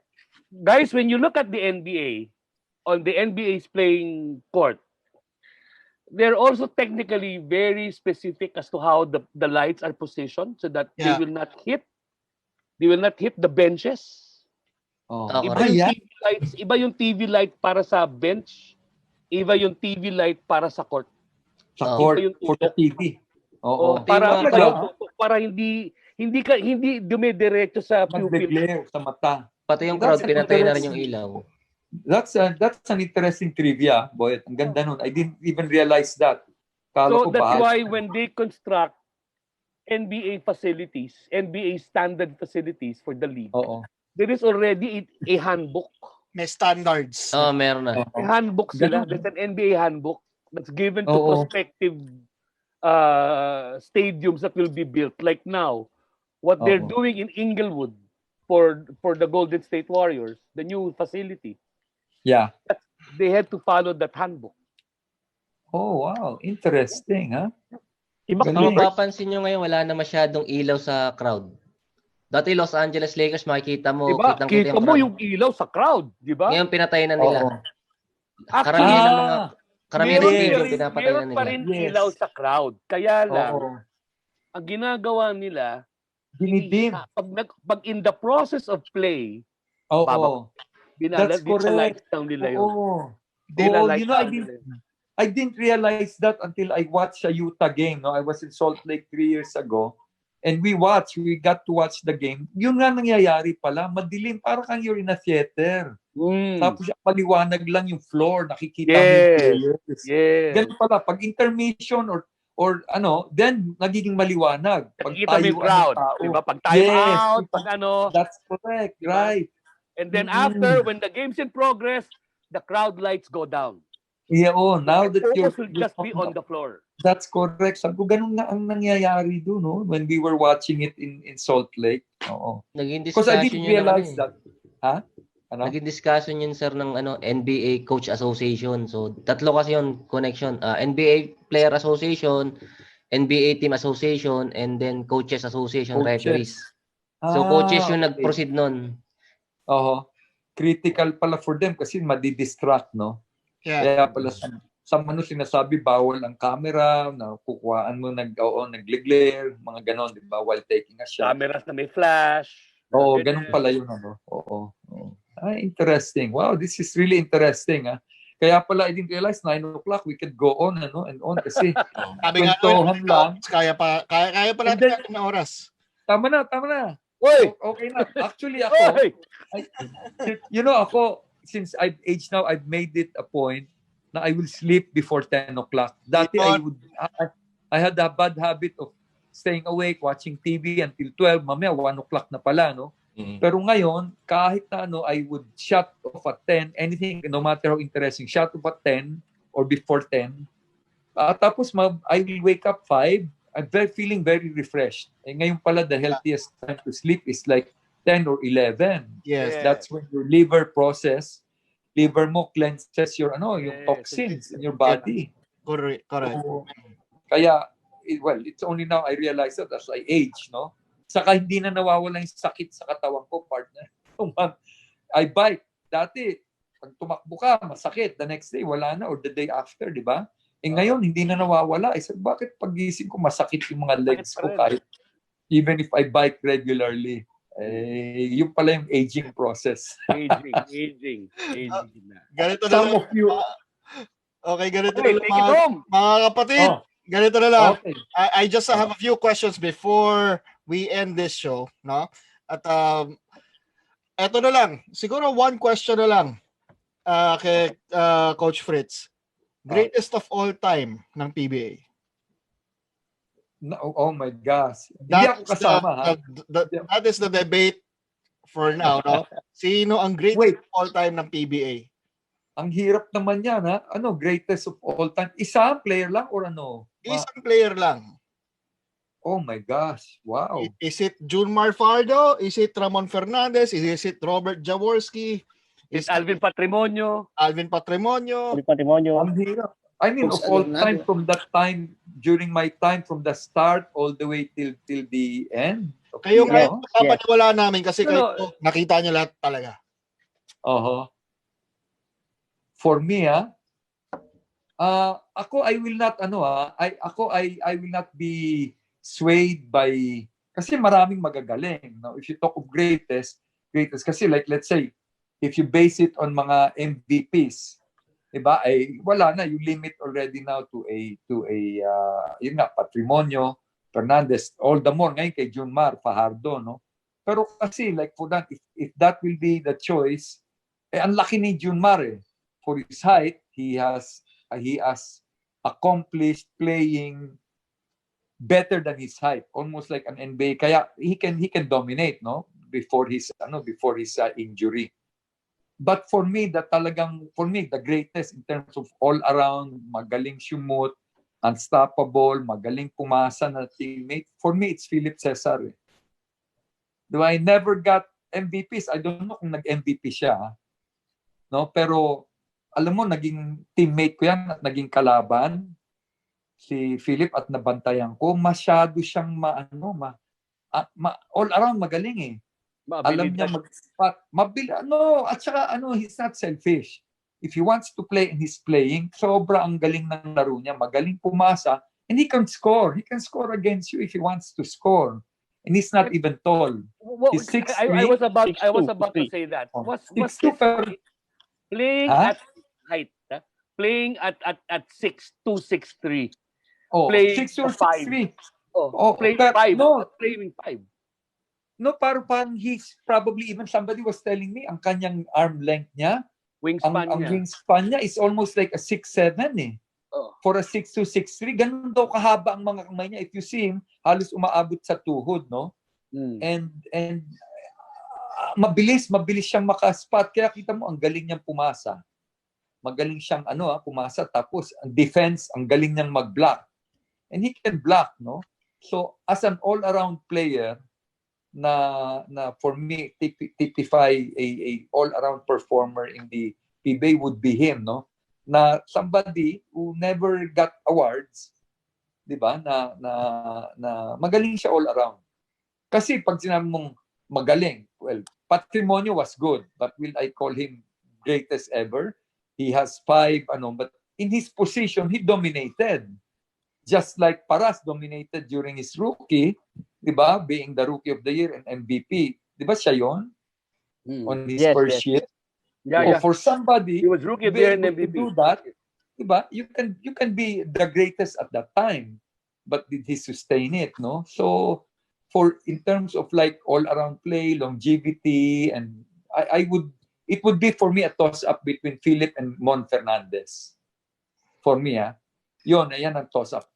Mon kasi, again, just like him, Mon can score at will. He can score from mid-range except for 3-point. But he didn't need to shoot, diba? For 3-point. He can do a running shot, fade away, one-hander. He can do that. And he can defend. For his height, diba? So I take away mga MVPs and all of that. For me, magaling as a basketball player. No? And longevity-wise, during their time, it wasn't like one season lang. They were good. Every season they were playing. The years that they played, hindi mo sabihin, prime lang nila 2 or 3 years. Hindi. From day 1 all the way to before they retired, they were good players. Yun ang akin. So, for me, the greatest. A toss-up between Philip and Mon. Incidentally, sila yung naglaban ng one-on-one championship, di ba? Nung nagkaroon ng mga one-on-one. I think siya and Mon ang naglaban or hindi? Yeah, Hindi alam ko si Philip ang nag-champion. Philip ang nag-champion. Di ba? Hindi ko alam kung nakalaban niya si Mon or si Mon ang nakalaban niya. Si Mon ba yun? Yes. Ang championship nila. So kasi they had all the moves you know. So anyway, yun. Medyo malakpak ang tainga ni Coach Emer dyan kasi idol na idol niya si Philip Cesar. Ganun ba? Talaga, nilabas pa kasi I was surprised kay Coach Fritz na for him, ang greatest of all time is Philip Cesar Diba? Bakit niyo yung interesting choice? Kaya na ilabas ko tuloy yung uniform. Yun! Ayun ba meron mo kay Philip? Talagang halatang nag-prepare si Coach Emerson Ernest. Pati yung paraphernalia, kompleto Hindi na nga At saka in spite of, ang sasabihin ko, in spite of the way he trains, the way his lifestyle, ang lakas manigarilyo, and yet, ang galing ng laro niya. Kaya doon ako nabibilib. Can you imagine if he was at this time na talagang health buff?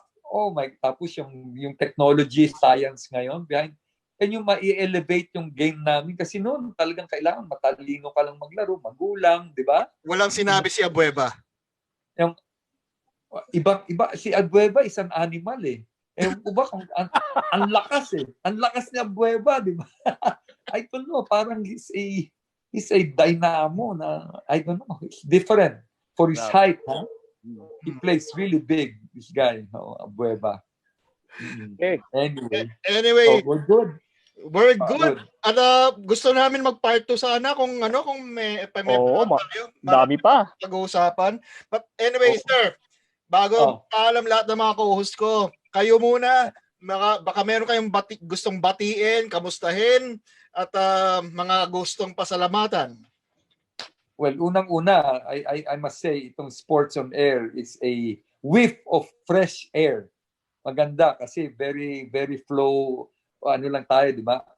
Flowing, very casual, maganda kwentuhan. Kasi you have naman to edit it, di ba? Na hindi siya live na sometimes it makes you more cautious in what you have to say and all that. So, medyo parang napipigilan. Pero ito hindi Bigay lang lahat, bahala na kayo, di ba? Kung ano kaya. I had fun kasi I've had other interviews already, pero ito masaya. Diba? Kaya lang, again, I didn't realize nga, it took 3 hours and a half. Ang dami mga exchanges. So, I guess, I just want to say, my all the best to you guys, and to this Sports on Air. And I think you don't limit yourself to basketball, kasi Sports on Air, May painip po mo sa ino kami, kasunod. Ganun ba? Anyway, so then I probably would like to greet my mga friends that maybe are watching this, or if not, diba? My teammates, teammates ko, kasi especially now at this age, it's more like sandali matatanda na tayo. We have to keep tab of our friendship bago tayo mawala isa-isa, di ba? Unlike before, bata pa tayo, wala akong paki sa'yo, ganyan. So, di ba? So, I guess my friends that and everyone else that follow Sports on Air, like to greet each and everyone, and I hope to let us all chill in spite of this restlessness that's coming in, Ako kasi I can chill. I can just sit, watch TV, then all of a sudden move out and parang hindi ako na pre-pressure with this with this COVID being we're locked in, Of course, I try to get out of the house also, but we stay, do the social distance, face mask, face shield. We just have to be careful. Yun lang. I like to greet everyone and let's all just stay and persevere in this until we get back to the new normal. Hopefully, pag meron na tayong vaccine. Pero ang maganda nito, kayo guys, tawanan pa rin tayo, di ba? And yun lang. So, let's stay that way. Yun lang ang aking greetings to all. Okay, maraming salamat din sa oras na binigay niyo sa amin. Alam ko na medyo pinupuyat na namin kayo. Oo nga. Anyway. At, sige. But anyway, pag-isa-isay na natin pagbatiin itong mga kasama ko ngayon. Unang-una, Papa B, thank you very much na kahit sandali lang na-disturbo na. Ako boys, thank you. Ako maraming salamat sa muling pag-imbita niyo sa akin dito. Alam ko ako pasulput-sulput lang, pero lalong-lalo na ang bisita niyo ngayon isang taong malapit sa akin. Dahil matagal na kami magkaibigan ni Fritz. Maraming salamat, boys. Thank you very much. Ang last natin was on TV. We had an interview on TV. Yes. I was coaching the women's team. You remember? Yes. Wow, time flies. That was the championship of the women's team. That's correct, right? Yes. So that was on TV anyway. So nice. It's such a nice surprise. Mayugid. Okay. Thank Stay you, guys. well. Thank you. Well. Okay, sinong next, Ernest? Okay, sige, sunod na natin. Of course, syempre, Ivan. Hindi mo patanong siya ngayon, pinapasalamatan mo. Hindi, tingnan natin. May tanong pa ako na nakabang ko rito. Pero yun nga, since we're running out of time. Thank you, Coach Fritz, for thank you for facing this. And thank you din, Ernest, for the invite. Kahit na biglaan. And binabati ko yung PMO, especially si Romeo Retara. Thank you sa virtual background. Yan. At least may natin matinong virtual background. And thank you din sa nanonood. Shoutout sa PMO, sa Unstop Torches, PSL malapit na, December. Abangan nyo, PSL Season 17. Punta lang. For details, punta lang kayo sa Pinoy Survivor League group page. Thank you. Actually, Coach Fritz, ano yan binigyan na lang namin yung link kay Ivan, hindi niya alam kung sino guest. Totoo. Biglaan talaga. Tapos nung lumitaw kayo, alam niya na kung sino. Buti alam. Ganun lang naman yan But anyway, sunod natin dito ang ating mga YouTubers, sikat na YouTubers. Unahin natin Aldrin of 3B Hoops. Sorry, nasasanay. Medyo naka-off mic ako. So, salamat ulit, Coach Fritz, sa opportunity. Saka, salamat din sa mga kasama ko ngayon. Si Mark, siyempre si Sir Boyet. Yung kay Sir Boyet talaga, minsan napakasayang kasama. Saka lalo na sina Sir Brian, Ivan, saka Sir Ernest. So, shoutout din sa mga taga Batangas. Yun lang. Thank you rin. Thank you. Wow. Salamat po. Makikita nyo yan sa Sir Fritz ang ang show natin. I-share din niya. Meron na siyang 300,000 followers sa Facebook. A vlog? Sandali, how do I see that? Give me the give me the link. He'll give you the link. Para makita ko, I'll follow you guys. Wala yan. At itong PBA historian natin na YouTuber, si PH Sports Bureau, lagi nagpo-post ng mga classic photos yan. Sa Facebook? Yes. Sa Facebook? Yes, You got to like his page para makita niyo yung mga classic photos. Pati lahat na suntukan. Even old games. Mark, thank you. Padala mo yung mga picture. Okay, Mark. Coach. Well, salamat ulit Sports on Air, Sir Ernest, Sir Brian, Sir Boyet, Coach Emmer, kay Aldrin, and lalo-lalo na sa bisita natin ngayong gabi, si Coach Fritz Gaston. Well, ingat po kayo palagi at tuloy lang ang dribble ng buhay. Thank you. Thank you rin, Mark. Thanks. At syempre, isasarado muna natin ang PBA Encyclopedia sa araw na to. Kasi mukhang kaya pa niyang humataw no? Coach Emmer, gusto mong batiin, bakasyon na tayo. Bakasyon ng Terra Firma Jeep. Babalik yan. Next year. Coach Fritz, thank you very much sa pag-uum mo sa amin dahil kay Doc Ivy Bautista. Siya yung tumawag kay Coach Fritz And then to Sir Boyet, to Ivan, to Mike, okay ba? Yun po, to Brian, to Aldrich, and to Ernest. Tsaka nga pala, sabi ni Coach Alan Asque, every episode daw natin, batiin daw natin siya. Si Alan Asque. Alan Asque. And of course, yung mga anak ko rito, medyo nagbi-business ng konti, yung hot kitchen kung tawagin. Dahil magpapasko na. Okay. Kaya medyo may konting negosyo. Anong binibenta niyan? Ano binibenta? Hot kitchen. Mostly, ngayon, ano pa lang, mga pastries, ganyan. Iyon. Mga pupo, ganyan. Mga Yan. local, matamis. Yan. Oo. Oo. Kaya pag nakita-kita tayo, magdadala ako. Sige nga, tingnan nga natin yan. Okay. Coach, thank you rin for for linking me to this very interesting and fun-filled sports on air. Thank you. At syempre, the Coach, padala ko Godfather. sa iyo. Sige, Coach. Ano yung sinasabi mo? Yung picture, padadala ko kay Coach. Sige, yun. At least, yung centerfold, para magiging standy na. Magiging standy na yung centerfold na yan. But anyway, the Godfather, Brian Yalom, syempre. Thank you, Coach Fritz. Actually, marami pa dapat ako din tatanong, pero okay lang. For another day. Save it for another day. Yes. Oo. Yun, thank you. Not the last. Of course. We'll try to bring the U-Tex reunion here, di ba? Yeah. Natin yun. Maganda yun. Oo. Sige. Masaya yun. Papa B, thank you again. Biglaan, pasensya na. Baka nagluluto ng steak yan nung dinistorba mo. Yung kasalanan yun, Tapos thank you, Aldrin, Mark, Coach Emmer, sige na nga, pati si Ivan. It's been a while. Medyo kinalawang ako ng konti kasi I've been busy also. Yun. So, it's good. Medyo trying to get back my groove. Thank you rin Brian, thanks. Okay. And with that, ako naman ang magpapaalam dito. Ako po si Ernest Hernandez. Ang inyong, parang moderator na lang ako dito di ba?